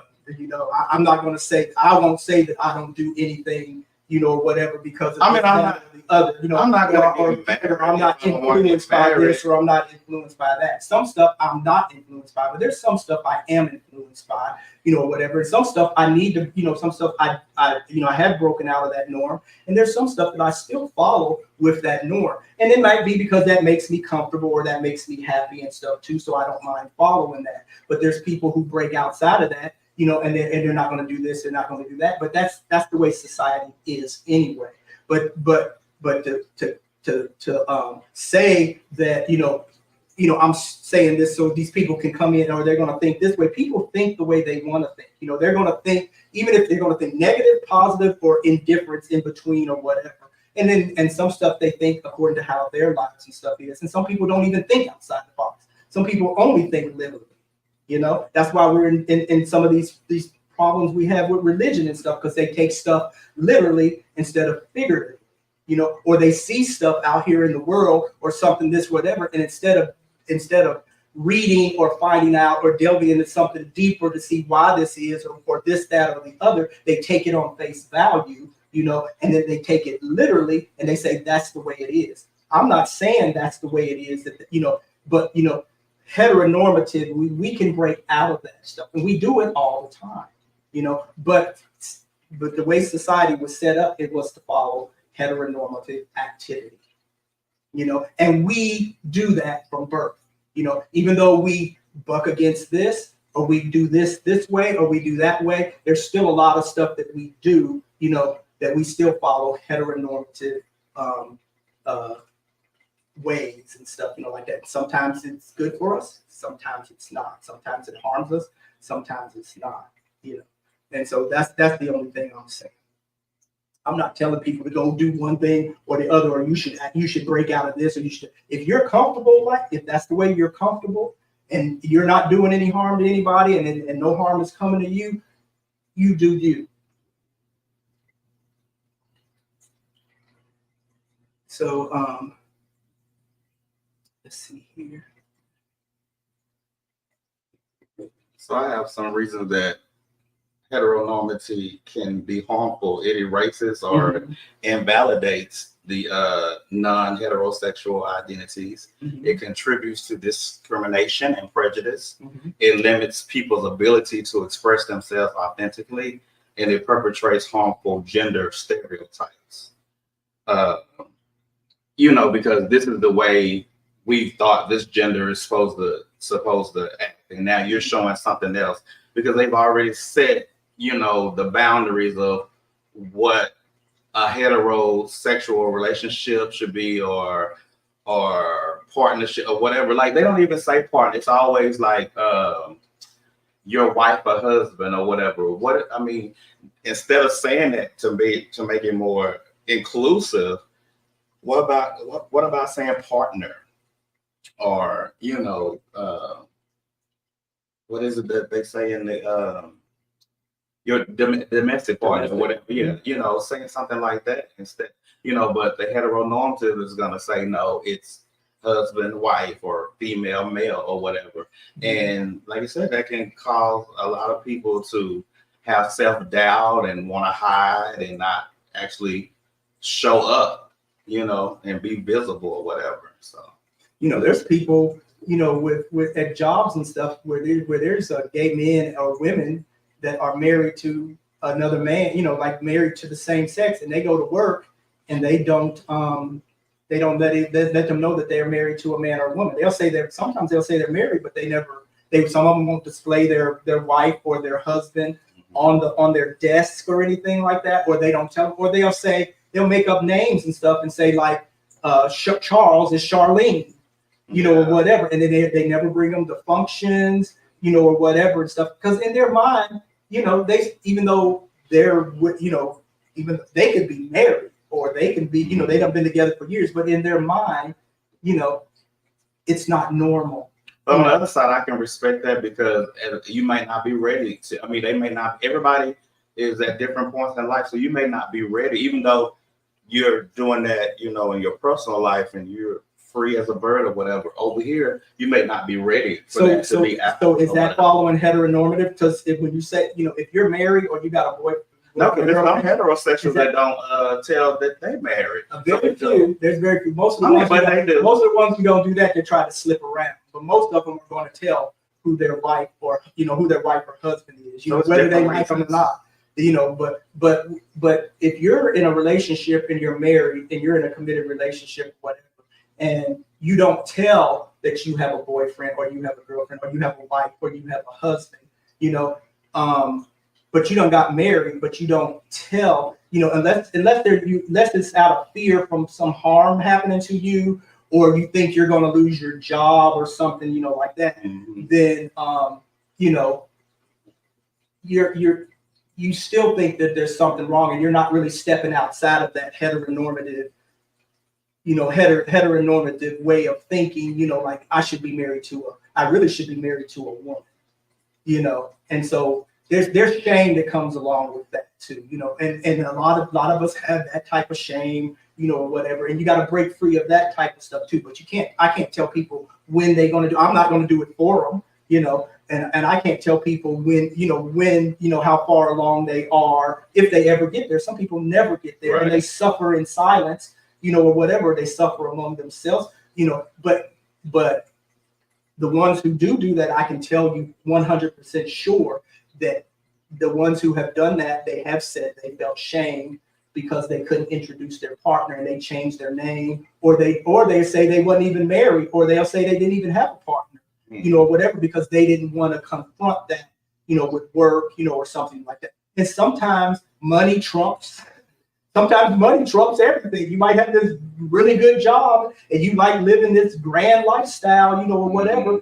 And so you will sacrifice your partner for money or something, you know, like that, and never tell anybody like that on the job. But that's a heterosexual, you know, that's a heterosexual norm that needs to be, you know, broken also, you know, to be challenged. But, you know, there's people who don't do that. Jay and Joe said, I don't broadcast anything at work, but if I'm in a combo and we are talking, I always say my husband when I'm talking about him. Also, if there are company functions, we both go as America.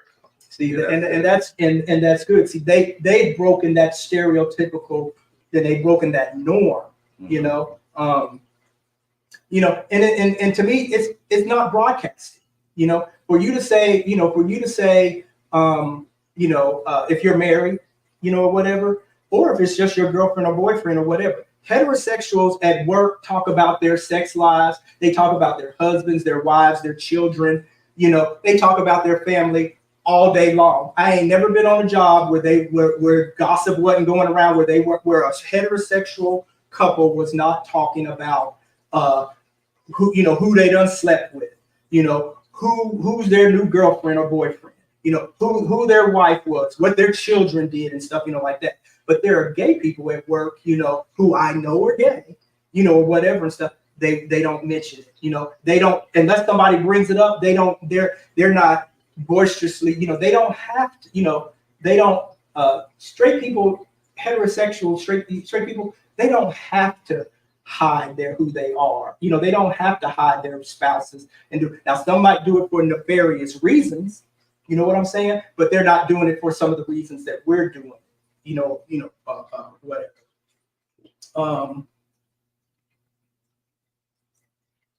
I've never got any weird looks, but no clue what they are saying behind closed doors. Right. Yeah.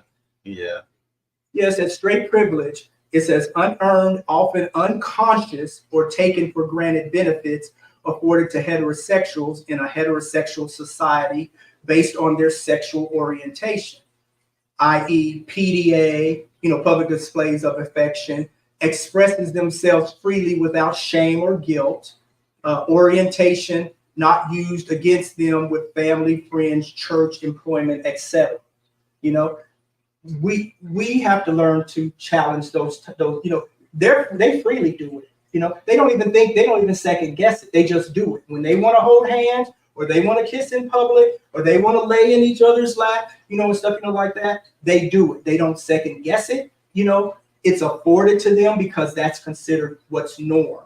You know, with us, you know, even though we can do it, you know, there is some harm that can become to us sometimes, depending on where, you know, what environment we're in or what situation we're in. There's, you know, we can lose our jobs over it or family and stuff over it too, you know. And sometimes gay people just don't want people looking at them, you know, like sometimes they don't want people to think that they're gay, even though they may be gay or queer or whatever. And they still have some stigmatism with people thinking that they're, you know, gay or whatever. But straight people, they freely do that. You know, they don't think about it. You know, it's not even a second guess. Gay people, queers, you know, whatever, you know, not all, but most tend to second guess, you know, and you can tell that people still, you know, gays and stuff still second guess sometimes by what we hear them say, or sometimes even from the comments and stuff that we get, you know, even not on here, but, you know, when later on we'll start getting comments and stuff when people start watching our videos and they make comments or, you know, and say stuff, you know, like that, you can still tell, you know, and then some of them come right out and just say it too, you know, I'm afraid to do that type of stuff, or I would never do that or say that or whatever, you know, but heterosexuals, they don't have that same fear, but we still have that fear because in society, you know, it's normal. What they consider normal is man, woman, straight, you know, heterosexual. You know, they don't even consider bisexual as norm, but it's closer to straightness than it is. You know, bisexuality is more accepted a little bit more than the gayness. You know, at least in some men's head. You know, in some people's head, they think it's more accepted because they think it's more adjacent to heterosexual. It's more, you know, to straightness, and they would prefer to be adjacent more to straightness, to gayness, just because of the societal pressures that come against gay people or queers and stuff, like that. But like to me, I feel like it's more society. It's not so much that they have an issue with the way they live or the way, the way they date or who they slept with or whatever. Mm-hmm. It's more, to me, it seems like it's more of the rejection. Like, I want to be in a place that supports me. Mm-hmm. I want to be in a community that I feel accepted, where I can have full disclosure or whatever. And I think every human wants to feel belong. They want to feel accepted or whatever. So it's not that I have a problem with the way I live. It's I have a problem with the way you're going to judge me, which you shouldn't, because I didn't judge you and you just sat up here and told me you done slept with the whole apartment complex or whatever. And I didn't judge you, but because this is not your norm that you see or whatever, you don't even give me the same liberty to, say, how my weekend was. Well, I went to the gay club and I went, because now I'm, like you said, he didn't get the weird looks, but there are people that will look at you weird because that's not their norm or whatever. So I think sometimes it's the rejection or whatever, and you have to work through that. You have to work through that to where you're comfortable. And like I say, it's really nobody's business. I know, people like straight, they just whatever, they wear the ring. Like my thing is, I'm gonna wear my ring, and if you ask me about my ring, I'm married, and I'm married to maybe early in my life or whatever, it may be something different, but I had to get to the point where I was comfortable with myself, and I'm like, this is the way it is. So if you ask me today, I'm married to a man or whatever, but it's not really your business, and I don't have to tell you anything. But I should be in an environment where I'm safe, and most places are not safe, so people don't feel the desire to share those experiences. Because they know they're not supportive. They know that they're gonna go, like you said, I don't know what they say behind my back. Because I'm pretty sure, they're gonna be. They're saying behind their backs. They're just not saying. It's just like what you just said. What you just said is like you don't judge them because they slept with the whole apartment complex. Well, you're not judging them. You're not judging them in the open where they can hear you, but in your head, if they slept with the whole apartment complex, you're judging them because you're thinking something in your head like whore. Or you did what? You know what I'm saying? So that's actually a judgment. And that's what they do to us, in front of our face and stuff, like that. They may pretend, and and it's not all, because a lot of them do accept, our gay marriages, our relationships. They don't have no problem with gay people, queers, trans and stuff. But that's not most of society. Most of American society, has a problem with it, whether they say it out front or not. Now, some people, they just live with it, and they go on about their business. But in their private lives, when you're not around, they're judging you. They're saying stuff. Not all of them. Some of them don't even give a shit. Just like some of us, we don't give a shit about some of the stuff they do, but we still judge them also. It's just like we think that not all of us, whatever, but a lot of us think that most heterosexuals are homophobic. All of them are not homophobic. But most of them are, but they might be unconsciously homophobic, and stuff, like that. And you'll see that when they're sometimes when they're not around or they're playing, and stuff, like that. Some of that phobia comes out in them, whatever. But that's not all heterosexuals, but there's a great majority of them are unconsciously biased and homophobic towards homosexuals, whether they project it out to us or not, And so with Jay and Joe, he may not go to work, they may not go to work and and broadcast it and stuff like the other people at work do, or whatever, which is fine. All straight people don't broadcast everything. Some of them are, some of them you might not even know were married, but that's not the majority of the case, because most of them you're gonna know that they're married, or have kids, or when they get a new girlfriend or boyfriend. But behind their back, there's some that are not gonna be giving them second looks and stuff, and they're actually 100% honest with themselves and with Jay and Joe, whatever. But the majority of them are behind their backs, saying stuff, giggling, gossiping, and stuff, like that. So whether they see it or not, it's still, and it happens with all of us, none of us are excluded from that, and that's another heterosexual norm, where they, they in front of your face, you're, so, but behind your back, it's like, ooh, them gay, whatever, or they're okay as long as they don't come to my church, or as long as they don't get married, or long as, or no, I don't want them adopting kids or doing anything like that. So they some of them have their limits, where they can accept this type of gay or whatever. But, it's just like probably at Joe and Jay's jobs and stuff too, just like at any of ours and stuff, like that. They can joke around with you, be friendly, kiki and do all this other type of stuff. But, but the minute you mention, you mentioned that you're going to get married or something like that, that might go all against the grain of them. And then that religious part starts coming in, even though they're doing all type of shit under the sun, you know what I mean? But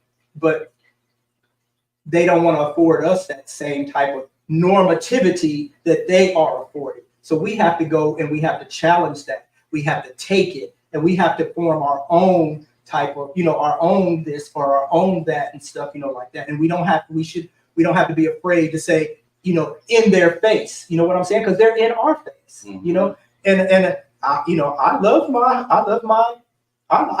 friends that are straight, my family and stuff, and stuff, like that. It still doesn't change the fact, of whatever views, whatever and stuff, like that, whatever. And we have to challenge it, and sometimes we have to tell them or show them, or whatever and stuff, like that. And some change and some don't, Right. And we can't change everybody and stuff, but we do have to, I think we have to challenge their norms and stuff, and there's a lot of stuff that we do follow that are their norms, now we're doing things now that ain't their norms, where we have challenged that and we do stuff. And sometimes that's even to our detriment because we bucked against society, we bucked against this or that. And sometimes some things like that are to our detriment. What is hey Deshaun?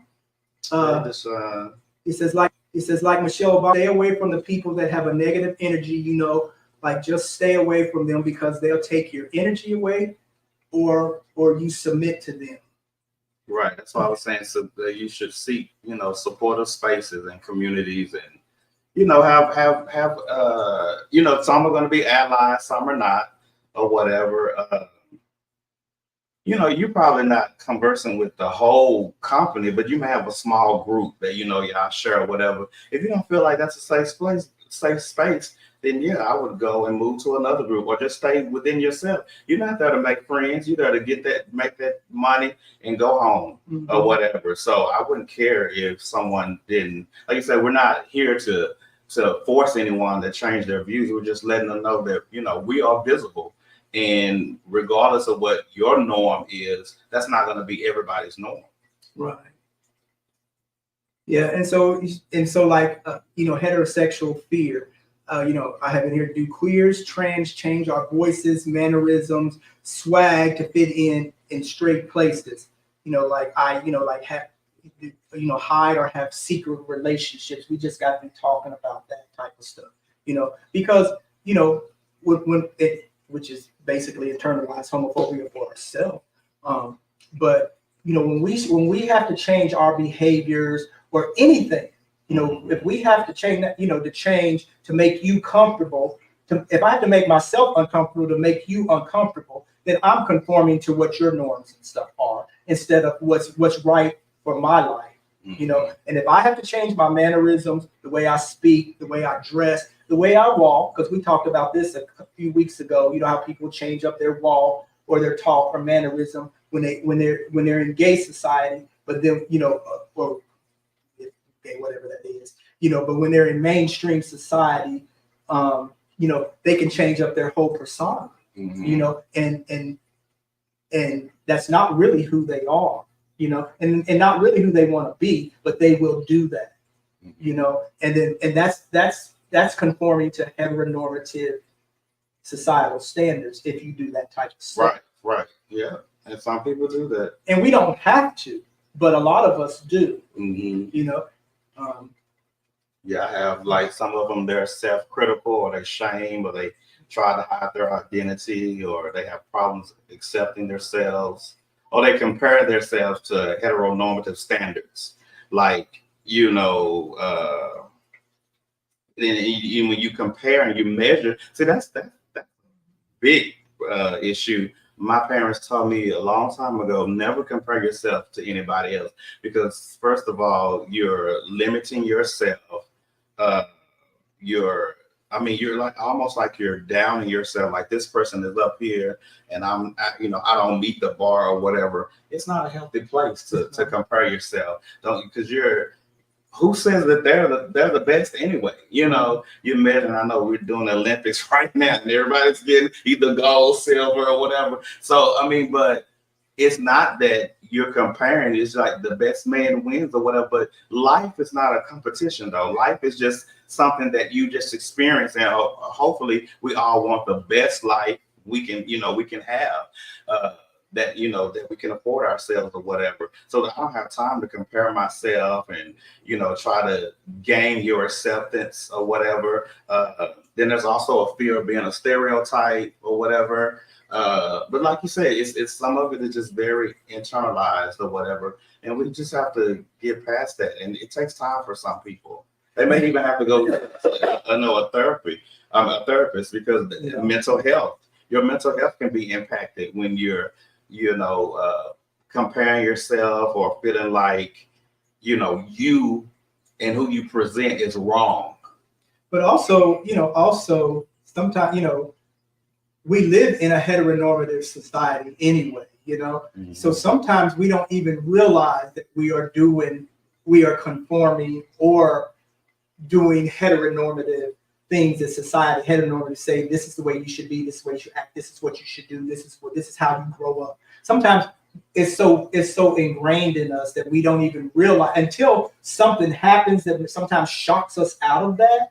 We don't realize that we are following that heteronormative plan, like you say, sometimes to our detriment, or whatever. And so sometimes we'll make up excuses, or we'll say this, or we'll do that, or whatever stuff, because that's what we're used to and that's what we're conditioned to, and we're not seeing the whole picture. Sometimes we're not hearing through that, through our listening with our third ear. We're not seeing past our lens, or whatever. And we stay stuck in that box or whatever, and we conform to that type of stuff. Now, those who break out and challenge that norm, and stuff, like that. Not all, but they tend to lead a happier, healthier life, or whatever. Now sometimes we'll go do a bunch of destructive shit, or whatever. They can change all that, but for the most part, sometimes we don't actually see that we are living that heteronormative lifestyle, or whatever, because that's the way we were conditioned as growing up. Let me see what Deshaun is saying here. It says, that's the thing, they will ask you a question. Have you got a girl? He's talking about people probably at work or church or, family and stuff like that. That's the thing. They will ask you a question. Have you got a girlfriend, or are you married? And they do that. They do it all the time. You can hire new people. We have been trained, we're trained not to ask that question, because it can get you in trouble. So if you're in a administrative type role, anything like that where you can hire people or do it, you're hiring people or whatever, you cannot go asking them if they're married or have a girlfriend. Now they can check boxes and do stuff like that, but there's certain stuff that you cannot ask them. Co-workers will do it, maybe not people in management. Yeah, co-workers do it, and management do it too. They just do it slyly. They do it under, so they can't get caught or whatever. But if you're in management and stuff, you're not supposed to be asking those type of questions. But co-workers, they have a different, they're allowed to do like shit. They can gossip if they want to. And I don't even find the question offensive. It's only when you have an issue with being, open with that. That might not be something you want to share, because I don't have a problem. But it might not be offensive to me and you, but they may find it offensive.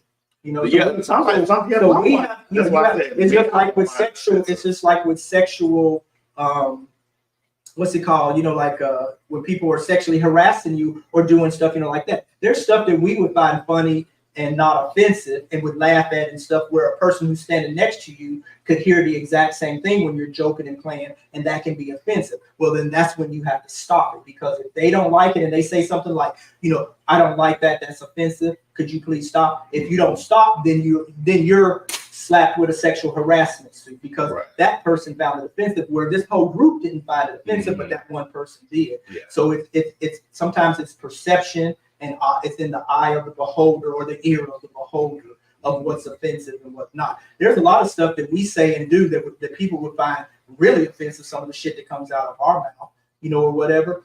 But and then there's stuff that they might say that we may find offensive, you know. And then there's stuff that straight people say that they don't find offensive, you know, when they're making jokes about gay people and stuff, you know. And then some of us don't find that offensive, but most of us would find it offensive. We might not find it offensive if another gay person was saying it to us, but when we hear a straight person saying it, sometimes we'll take it as offensive, you know. But he says that's the thing, you know.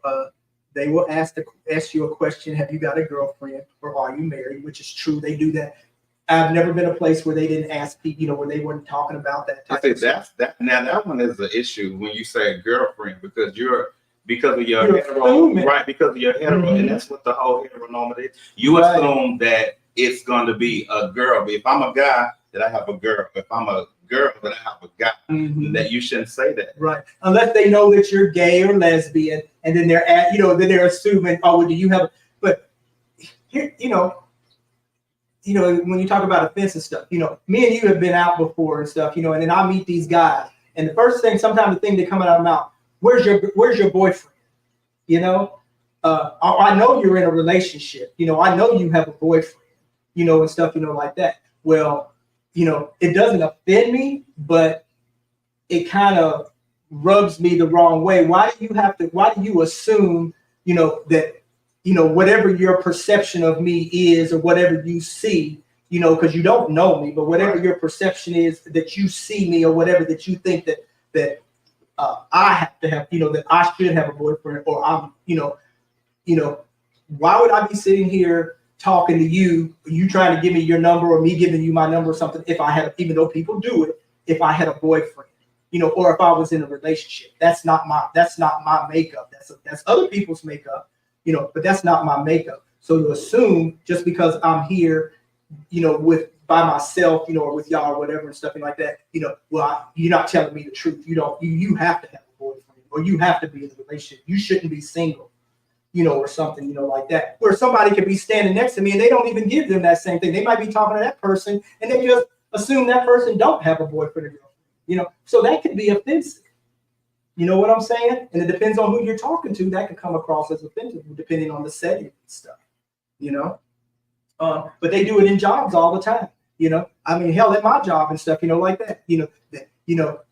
Once, you know, when I wasn't in a relationship and stuff, you know, like that, they want to know who I'm laying up with. Oh, you have to be laying up with somebody, or you having sex with somebody, you know, or so and so. You know, it was just constant. It didn't affect me. It was nothing I'm going to HR and stuff about, but somebody else, you know, may have offended them, you know. But I can tell you, any job where I first started, when I started working in, you know, going in whatever hospital, when I worked at the hospital, you know, or whatever, you know, first they always assumed that I was straight. You know, that can be offensive. That's the heteronormative. That's the heteronormative thing. They assume I'm straight, or that I'm married, or have a girlfriend. And when I say I don't have either, you know, and stuff, you know, then the girls might try to pick you up or something, you know, and stuff, you know, like that, you know. But then when you tell them, you know, like, no, I date men, you know, or so and so, you can see that whole glazed look come over their face. They eventually get used to it, you know. But in their mind, they're following the heteronormative plan, a man and a woman. You know, so they're going to assume, unless, like what you said, you know, I guess unless they know that you're gay, or you don't switched in there or something or whatever, they're going to assume that most people are, you know, they assume that most people are either, you know, you either got a boyfriend or girlfriend because you're gay. You know, you're not. They're going to assume you straight right off, unless they think they can look at you and tell that you're gay, you know, or trans or something. You know what I'm saying? Otherwise, you know, but that happens at I would say that happens probably at most jobs. You know, it might be some that it don't, but I'm thinking that it happens at most jobs.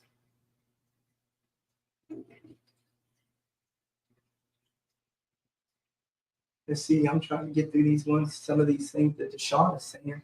And you know what? It's not only that you can't even be single and celibate without people judging you like something is wrong with you, now that the pastors are preaching that like you have to find someone. And that's what we were talking about earlier, Deshaun, is like, you know, in heteronormative society, they think you're supposed to grow up and you have to get married, you know, or you should have a girlfriend or a boyfriend that's going to eventually lead you to coupling and marriage and children, you know, and stuff, you know, like that. And they push that from birth, you know, they push it through birth, they push it through school, they push it through church, they push it through organizations and stuff. Even when you go out to the clubs, if you go out to straight clubs and stuff, you know, like that, they're pushing that, you know, they're heterosexual when they're most of them, but all of them ain't. But they're pushing the heteronormative thing. Let me pick up this girl, you know, so I can have sex with her, or let me pick up this guy or whatever. The women may be thinking I'm gonna find this man and I'm eventually, you know, get married or something. Sometimes the men ain't thinking that. They thinking I'm gonna get this girl and I can have sex and stuff. But the women, sometimes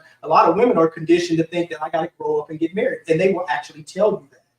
You know, there's so much literature out there. There's so many podcasts and programs out there where these women are talking about that, where they were conditioned to grow up and to get married, you know, to get into a relationship, to have a man, that you have to have a man and get married in order to be considered a success, you know. And some of them feel like they're failures because they haven't, you know, gotten married at a certain age or anything like that.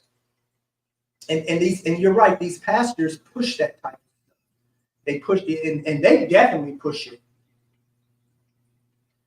And I mean, well, you can find someone, it could just be someone of the same gender. You can, you know, but you know, but I also don't believe that adage that there's someone out there for everybody, because there's some people who die single. You know, they die their whole life and they've never have been in a relationship. They've never been touched. They've never been kissed. You know, and sometimes because of our own egos and our own, how we see pretty, you know, pretty versus ugly or whatever. There's, you know, we can look at somebody and deem them ugly or out of shape or fat or whatever, you know, even though a lot of them get married or a lot of them have relationships too. But there are some people who never meet anybody, you know, and they have said, you know, they've said, you know, that they were lonely their whole life and they've never found anybody, because some people are judging them on how they look, especially people who have deformities and stuff, you know, like that. There's people who look at them and they can be friendly to them, but then they don't want to date them or have a relationship with them or do anything. And those people go through their whole life never, you know, never even being married or never even having sex or never even being touched or anything like that. You know, so when they say that there is, you know, yeah, most people, there is somebody out there for you, sometimes once or twice, but, you know, sometimes 3, 4, 5, 6, but then there's some people it's never happened. And it says the thing is, people do not want other people to be happy naturally, where people want to naturally love someone that they like, you know, that they had their eyes on. And that's true, you know, or whatever. What else is this saying here? The problem that I have is other people want to dominate other people, to put other people together with other people that they don't want. Neo-engineering people into a forced relationship. And that happens in the heteronormative society. You know, they, you know, especially in some of these other nations and countries and stuff, you know, like that, where they, you know, they force the people to be married or they force them to be in a relationship because that's what society says you should be married, or, you know, you're going to be married because, you know, I need that property or something. You know, I'm going to sell you off or whatever. And some women will sell their own selves off to marry some rich man or something, you know, like that. Or because society, you know, and some of them do it because, oh, it's getting too late. I got to have a baby, so I better get married, you know, or whatever. Or it's a lot of reasons out there.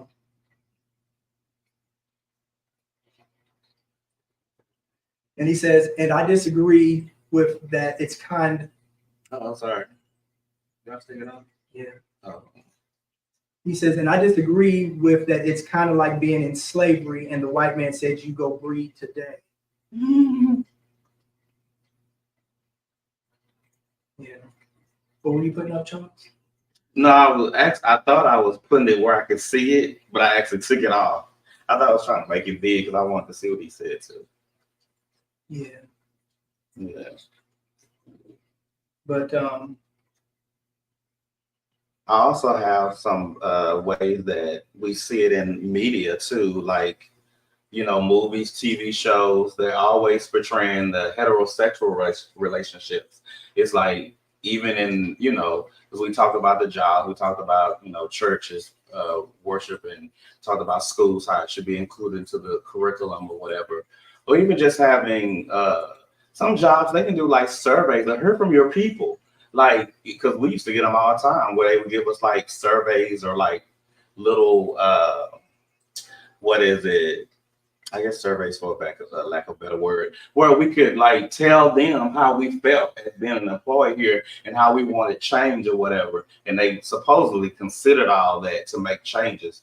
So there, you know, are ways that, you know, all these places that we name, like the church, jobs, schools, you know, that we can kind of, you know, make changes or try to get in there and make changes. But even in media, how, you know, the relationships are always heterosexual. I have here that, you know, you hardly see gay people in some of these movies. I mean, it's getting better now, but it wasn't a lot, you know, growing up. Or if you do see a person in a movie, they're like the gay best friend. They're not the main character. They're like the gay best friend, or, you know, the what do you call them? The woman when she's a fag hag or something like that, or whatever, the lesbian villain or something like that, or whatever. I mean, you know, and even when they market stuff, it's always to the family, like the husband, wife, the children. It's never, well, like I said, we're seeing it more now,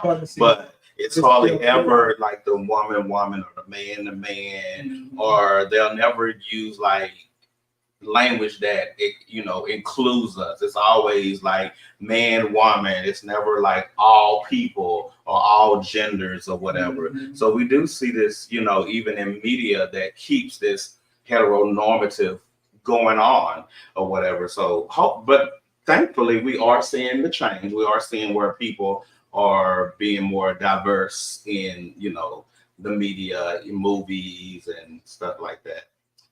So I want to ask this talk about this is, you know, are heterosexuals less stigmatized and garner more sympathy than queers or trans when it comes to HIV? You know, and then and I got the religious aspect in that also.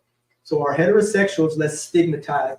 So you know, we know that there's a lot of gay men. You know, there's women too, but mostly, you know, like there's a lot of gay men that have HIV. But there are a lot of heterosexuals that have HIV also.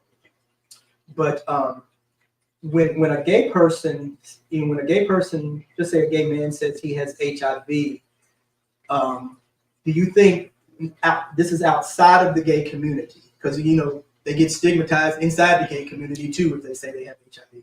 But outside of the gay community with heterosexuals, do they still look upon it, you know, as the gay disease, like God sent that, you know, because they were sinful, because they were gay. You know what I'm saying? But when a heterosexual person has HIV, they don't seem to have to jump through the same type of hoops that I see when gay people have HIV, as far as, you know, even though they get, you know, the gay men get their health care and they get their meds and they do all of that type of stuff. But it seems like heterosexual society still, when they hear that a gay man has HIV, they go into this other type of mode, you know, the way they see it differently than they do when a heterosexual person tells them that they have HIV. You know, like, so just say like a heterosexual parent, you know, you have heterosexual parents, and then you have a straight son, and he came and told their parents that he has HIV. Well, the sympathy I think that he would garner would be different then if the gay son came and told their their straight parent that they had HIV, they look at it differently, or they'll get that like you've been sleeping around with so many people and you got it because of this, that, or the other, and stuff.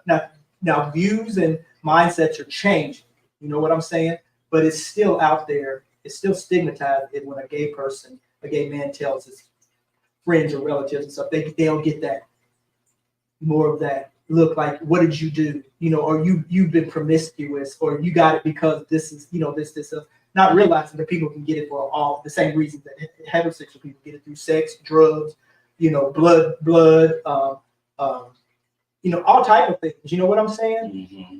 But so what do you think about that? Do you think like if a heterosexual man or woman told their family member or their friends stuff they have HIV, would they garner more sympathy at first than a gay man who told their parents or friends stuff that they had HIV? And the reason why I'm asking this question, because I talked to some of my friends and they told me that what had happened, whatever, between their family and friends and church. And then my straight, I got a couple of straight friends, one's a woman, who has HIV. And I think it just depends on the people that you're around. If you're around people that are judgmental like that or see it as a gay disease, then yeah, you're gonna run into people that are gonna look at you a certain way. But if you're around people that are more educated and just people that are just empathetic, regardless if you're gay or straight, they're gonna just have feel compassion for you, knowing that this is not something that you will want, because it is a lifetime thing. It doesn't actually equal death or whatever, but it is something until they find a cure or release the cure. Because I think sometimes they be having cures for this stuff but want to keep the medical, the pharmaceuticals pockets full or whatever. It just depends on the type of people. So I don't know. I know the times where I have heard that a friend was sick or whatever. Immediately we went into sympathy, we show sympathy or whatever. But so I haven't been around that negative thing or whatever, but I know that's not everybody's story. I know some people probably have, and they treat them like they have a plague or whatever. But yeah, so it just depends on the person. Deshaun says you should have listened to Pastor Owens, how she said back in our day we used to do whatever we do to those gay people to get them straight, and that's like conversion therapy. They'll put you through counseling and do all this stuff, and then that's where that heteronormative marriage thing comes in too. Because then I know people, my ex, I know people who got married, through the, because of the religious thing, tell them, in the club, the religious people tell them, people are telling them, you have, you need to do this or whatever, and you need to, be with a woman, and then it'll be this way or whatever, and then you'll get married and have children. And, and that's what happened with some people that I do know.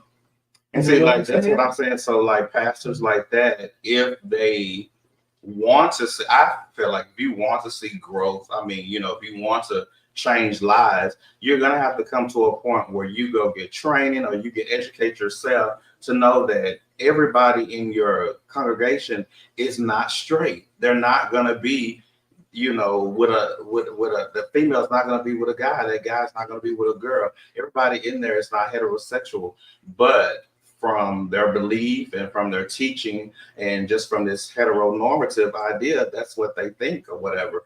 But there are places where they can go if they're open to it. But most old school, and I guess you're talking about Susie Owens. I don't know, because that's the only Owens that comes out to me that I can think of. And they are like holiness. So yeah, that sounds something about like what she would say or whatever. But yeah, these people, we're 2024. And you're still thinking that everybody in your church is heterosexual? No, baby. There's all type of people in your, and you don't know, you could be saying something that would lead that person to go out and kill themselves.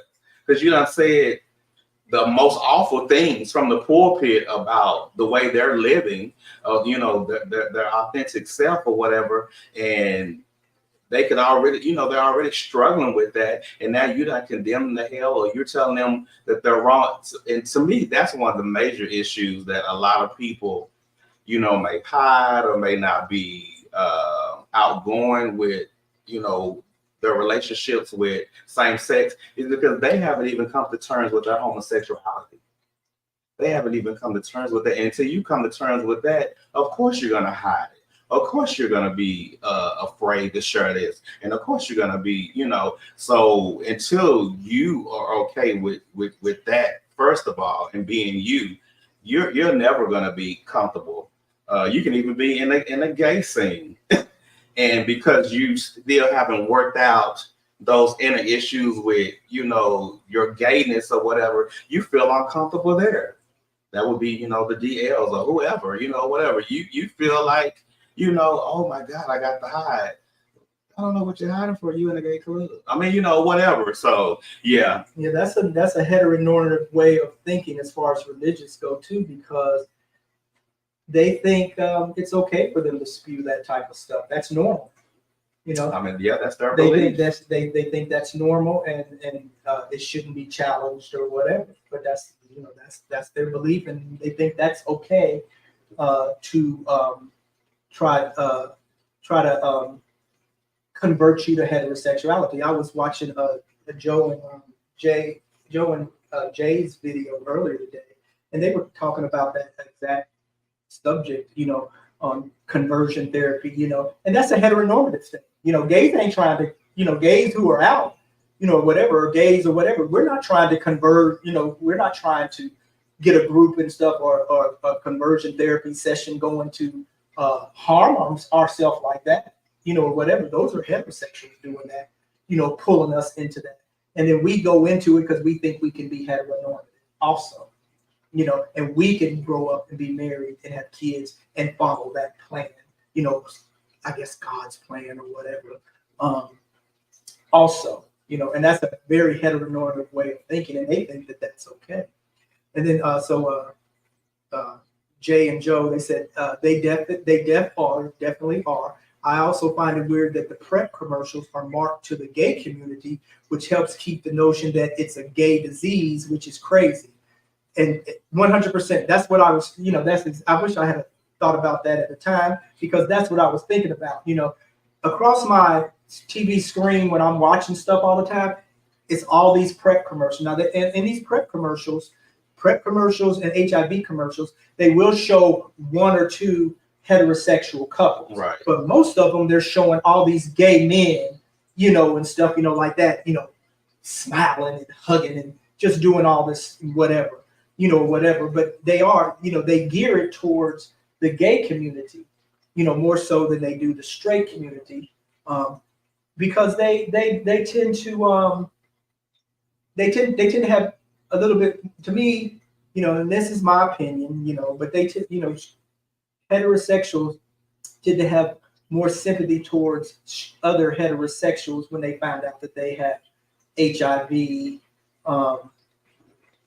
or something, you know, like that, than they do when they find out a gay person does it. You know, it's that alarm, you know, and that sympathy and empathy is not initially there. It eventually comes, I guess, you know, but it's not initially there.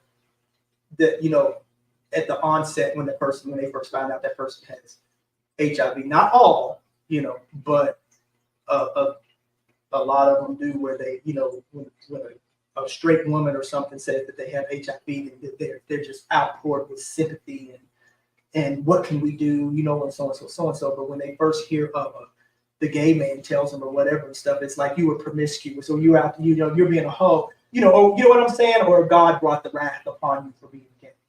You know, where straight people don't get that, you know, they don't get it, they don't get that God brought that wrath on you, the gay disease on you because you were, you know, because you're straight, so God couldn't have done that to you. But when it's the gay person, they bring that wrath on, you know.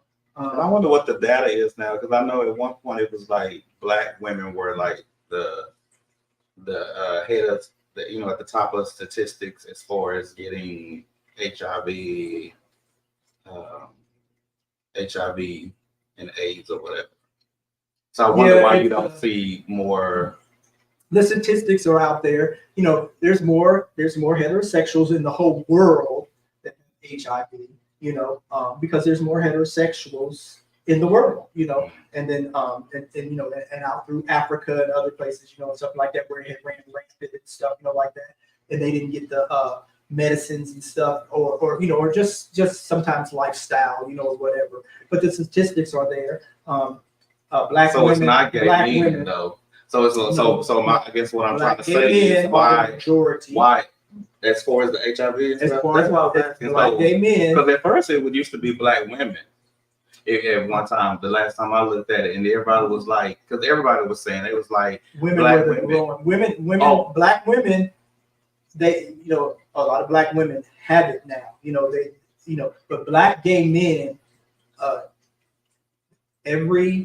out of every 3 black gay men in the United States, I'm not talking about the world, in the United States, out of every 3 black gay men, the statistics say, now I can't say that, I can't say that because, but the statistics that are out there says that for every 3 black gay men that are out there, 2 of them have HIV, whether they know it or whether they have disclosed it to anybody. So for me, I wouldn't have a problem with seeing gay men on the commercial because I would feel like you're trying to let people know, like, we have help or whatever.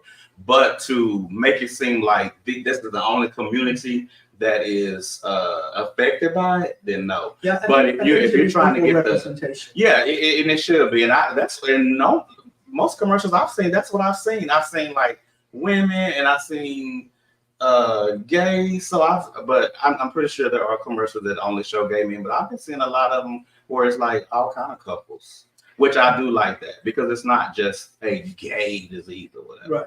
Well, I'm seeing the commercials, the ones that's coming across my screen, they still have mostly gay men in it. And then sometimes they might have a woman in there by herself, and sometimes they'll have a man and a woman in there where they're, walking hand in hand and stuff, like that. But the majority of that whole commercial that you see is going to show 5 or 6, gay men, but they'll show different ethnicities. You know what I'm saying? But it's going to show 5 or 6 different, gay men, hugging, kissing, walking, doing so and so, talking about it or whatever. And they'll throw in one straight couple, as the token, or whatever. So they're still geared towards the gay men and stuff. I think it should be geared. It should be an equal opportunity commercial, where it should be equal, where they have equal amount of gay people, I guess, and straight people, because a lot of straight people have HIV also. I guess I'm giving them the benefit of that. If your statistic is showing that it's affecting black people, not my statistics. It's the statistics. I didn't say you. You said but I'm talking about the people that make the statistics. Oh, okay. Oh my God! So if your statistics are saying that it's affecting more black men, then I would say put that, because maybe that will draw whatever. I'm just giving the benefit of that, but I do believe it should have across the board representation or whatever. But I don't mind if it's more black, because I'm thinking that you're trying to say, hey, you black guys, come get help. We got help out here. But you perceive what you perceive. Yeah, and originally they geared it when with all the HIV stuff or whatever, when it first started happening in the 80s and stuff like that. It was mostly there was black men and stuff dying from it, but they didn't get the same treatment that white gay men did. They were left out of the studies. A lot of them they weren't given the medications and stuff. White men were given the priority over the AZT and all that type of stuff. And then once it started spreading, because first that was the gay disease, they thought it was the gay man disease. But then once they they started seeing where it was the heterosexuals were getting it and stuff too. That's they started getting more into the research and stuff, like that, because now the heterosexuals are catching it and possibly dying from it and stuff also. But the black gay men were still left out. It's just recently that even black gay men, not all, but a lot of black gay men are starting to be able to get the help and medications and stuff, like that on the same level as white gay men have always been able to get that type of stuff, and then, but the black gay men are at the numbers now, black gay men have the highest rates of HIV. Yeah, on the whole, heterosexual people do because there's more of them. But when you take the percentage of gay people, whatever, and then you take the percentage of gay black people, you take the men, out of those numbers, the statistics say, the CDC, says that 2 out of every 3 black men have HIV, and then some of it still goes to the risky sex and stuff, like that, because they're thinking that if the person tells them that they're negative, or whatever, or they're what is it called, undetectable or something, if they're undetectable or whatever, some of these people are, some of the guys, which white people still do it too, but the blacks still go and have sex without a condom and stuff, like that, which has put them at risk because the person that told them, oh yeah, I'm taking meds and I'm undetectable, and the person may not have been, or they may have been undetectable, but then they became detectable and didn't know it or something, like that, and they end up giving the person. And so they say there's a lot of black men who are running around who are HIV positive and don't know it, and then the white people, the white men and stuff, like that, they tended once so many white people start dying from it back in the early 80s and stuff, and 90s and stuff, like that. They push for the drugs and they force the government to, to help and stuff, like that. And at that time, the black people were still left out, just like we're left out of a lot of stuff, in a white heteronormative society, or whatever. And we still have to fight for things, and stuff. And some stuff still just is not available to us and stuff like that. And then sometimes the shame factor of a person not wanting their family members or church and stuff in the black community not wanting to say that they have HIV and stuff will lead them to still do risky stuff, or whatever, because they don't want to come out, they don't want to go seek the help and stuff because they don't want anybody to know. Mm-hmm. So, but I thought that was kind of interesting. Let me see what Deshaun is saying here so we can get up out of here. There's more, but I have to just put that out there, and that's when karma goes right back around in the mirror, goes back at them, and they get mad at that. And then, let's see, you put this in here. You said, thanks for coming, guys. Thank you for having an awesome week as well. Oh, that was who said that? Jay and Joe.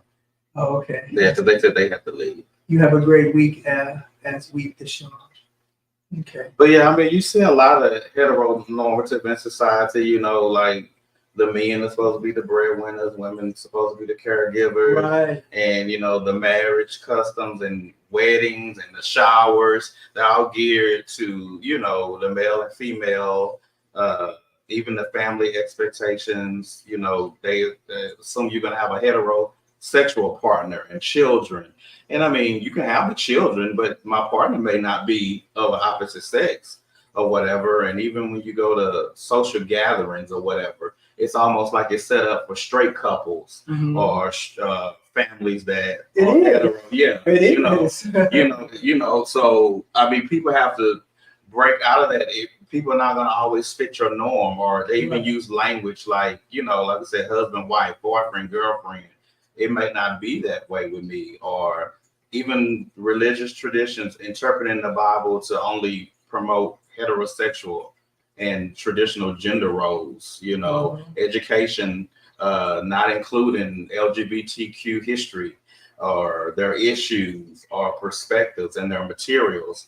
Workplace, assuming employees have a heterosexual partner or family. Social media, perpetuating heteronormative jokes, memes, and stereotypes. Mm-hmm. Everything is always, just based on them. And just celebrations like even Valentine's Day. Valentine's Day is always, you know, the man and the woman or whatever. You hardly ever see, you know, people, and this, you may get this at work when it's Valentine's Day. What'd you get your girlfriend? Well, who said I had a girlfriend? Or, you know, they may ask the girl, what'd you get your boyfriend? Well, who said I had a boyfriend? I have a girlfriend. So people just assume these things, you know, and it's not always. So you have to just, I hope, you know, that the heterosexual people that are watching, that you know, kind of take notice of how you're interacting with the people that you interact with, because everyone is not always under that heterosexual umbrella or whatever, and that's not going to always be the norm. And you know, they may not get offended by it, but that is something I think that, because the way society is going, that we should just start practicing, like even with the pronouns and stuff, you know, just get in the habit of asking first, like, you know, is it he, she, they, or whatever, because I mean, this is not your great grandparents' world anymore. You know, we've progressed from there, and so I don't know, just be more open to the different ways that people present themselves, and be more inclusive. Right. You know. So I'm gonna go ahead and read this, and then we're gonna get out of here, unless you have something else that you want to say. But it says, "What is heteronormativity?" Okay, and it says, "It is the belief that there is only one kind of sexuality, which is heterosexuality. It is the system that works towards stigmatizing any behavior which deviates from this presumption and or does not adhere to the strict gender binary. It's bad and archaic. Assumptions that people can identify only as men or women is incorrect, and it's corrupt. Assumptions that everyone identifies as straight is incorrect. Forces people from the queer community into further marginalization. Demands explanation from people for their sexual identity, once again, as a way of suppression. Allows people to make assumptions about others' gender's identity based on their gender presentation, and use inappropriate language, which increases the risk of misgendering. It leads to serious negative consequences for those who are not heteronormative. There is increased risk of family discrimination, abuse, mental health issues, bullying, and victimization at school. It's everywhere. The heteronormative society scoffs at a cisgender divorced woman, and a woman who has premarital sex is given character labels. So a system that is supposedly in place to shame and ridicule all other types of sexuality other than heterosexuality is also aimed at enforcing strict gender binary roles, even among those who identify as and subscribe to the gender binary. It's a toxic mindset that dictates every single action we take and survives by oppressing the minorities, particularly those who identify as queer. And the worst is that we don't even realize how deeply ingrained it is within our belief systems. It is so normalized that we don't see anything wrong with it. Constructs of heteronormative society. Gender binary. There are only two genders, men and women. There cannot be any other gender identity, because if it does exist, then it threatens the sexual hierarchy constructed by the society. Gender roles. There are only two gender roles, masculine and feminine, that also suggest strict adherence to the expected gender, masculine and feminine roles, and any deviation from it must be punished to uphold society's structure. Sex negativity. Sex which is not for procreation, not between a heterosexual man and woman, and is outside of marriage, is viewed as negative and must be banned. Challenging heteronormativity. Be ready to reframe your perspective about what is normal, because everything which is viewed as normal from the heteronormative lens is far from being normal. Create safe spaces for queer communities so that they feel valued in your offices, personal circles, and family, and wherever else you have a voice to share. Break the myth of heterosexuality being superior at every chance you get. Be an ally to the LGBTQIA plus LMNOP community and spread awareness about the negative impact of heteronormative beliefs. Okay, and I want to thank everyone for being with us today. Like, share, and subscribe. We appreciate you for joining us. I'm gonna put up this little banner here, real quick, and then we'll get out of here. We just talked a little bit about that. It says heteronormative biases and discrimination, forces you to choose one gender or sex, on an intake form. This is like people, for going for jobs, for medical treatment or mental illness treatment or anything, Underrepresentation of same-sex gender couples in advertising, entertainment media laws. So, that's there, it's out there. So anybody who wants to go, read that. So, but anyway, everybody, thanks for joining us. Like, share, and subscribe, and we'll hopefully see you next week here. Okay. You got anything else, Charles? I done talked a lot, so I'm gonna go rest my voice here, and I'm hungry, so I'm gonna try to eat a little bit of something, and then go throw myself in the bed and nurse this food. Okay. Bye, everybody. Bye, world. Bye, Texas.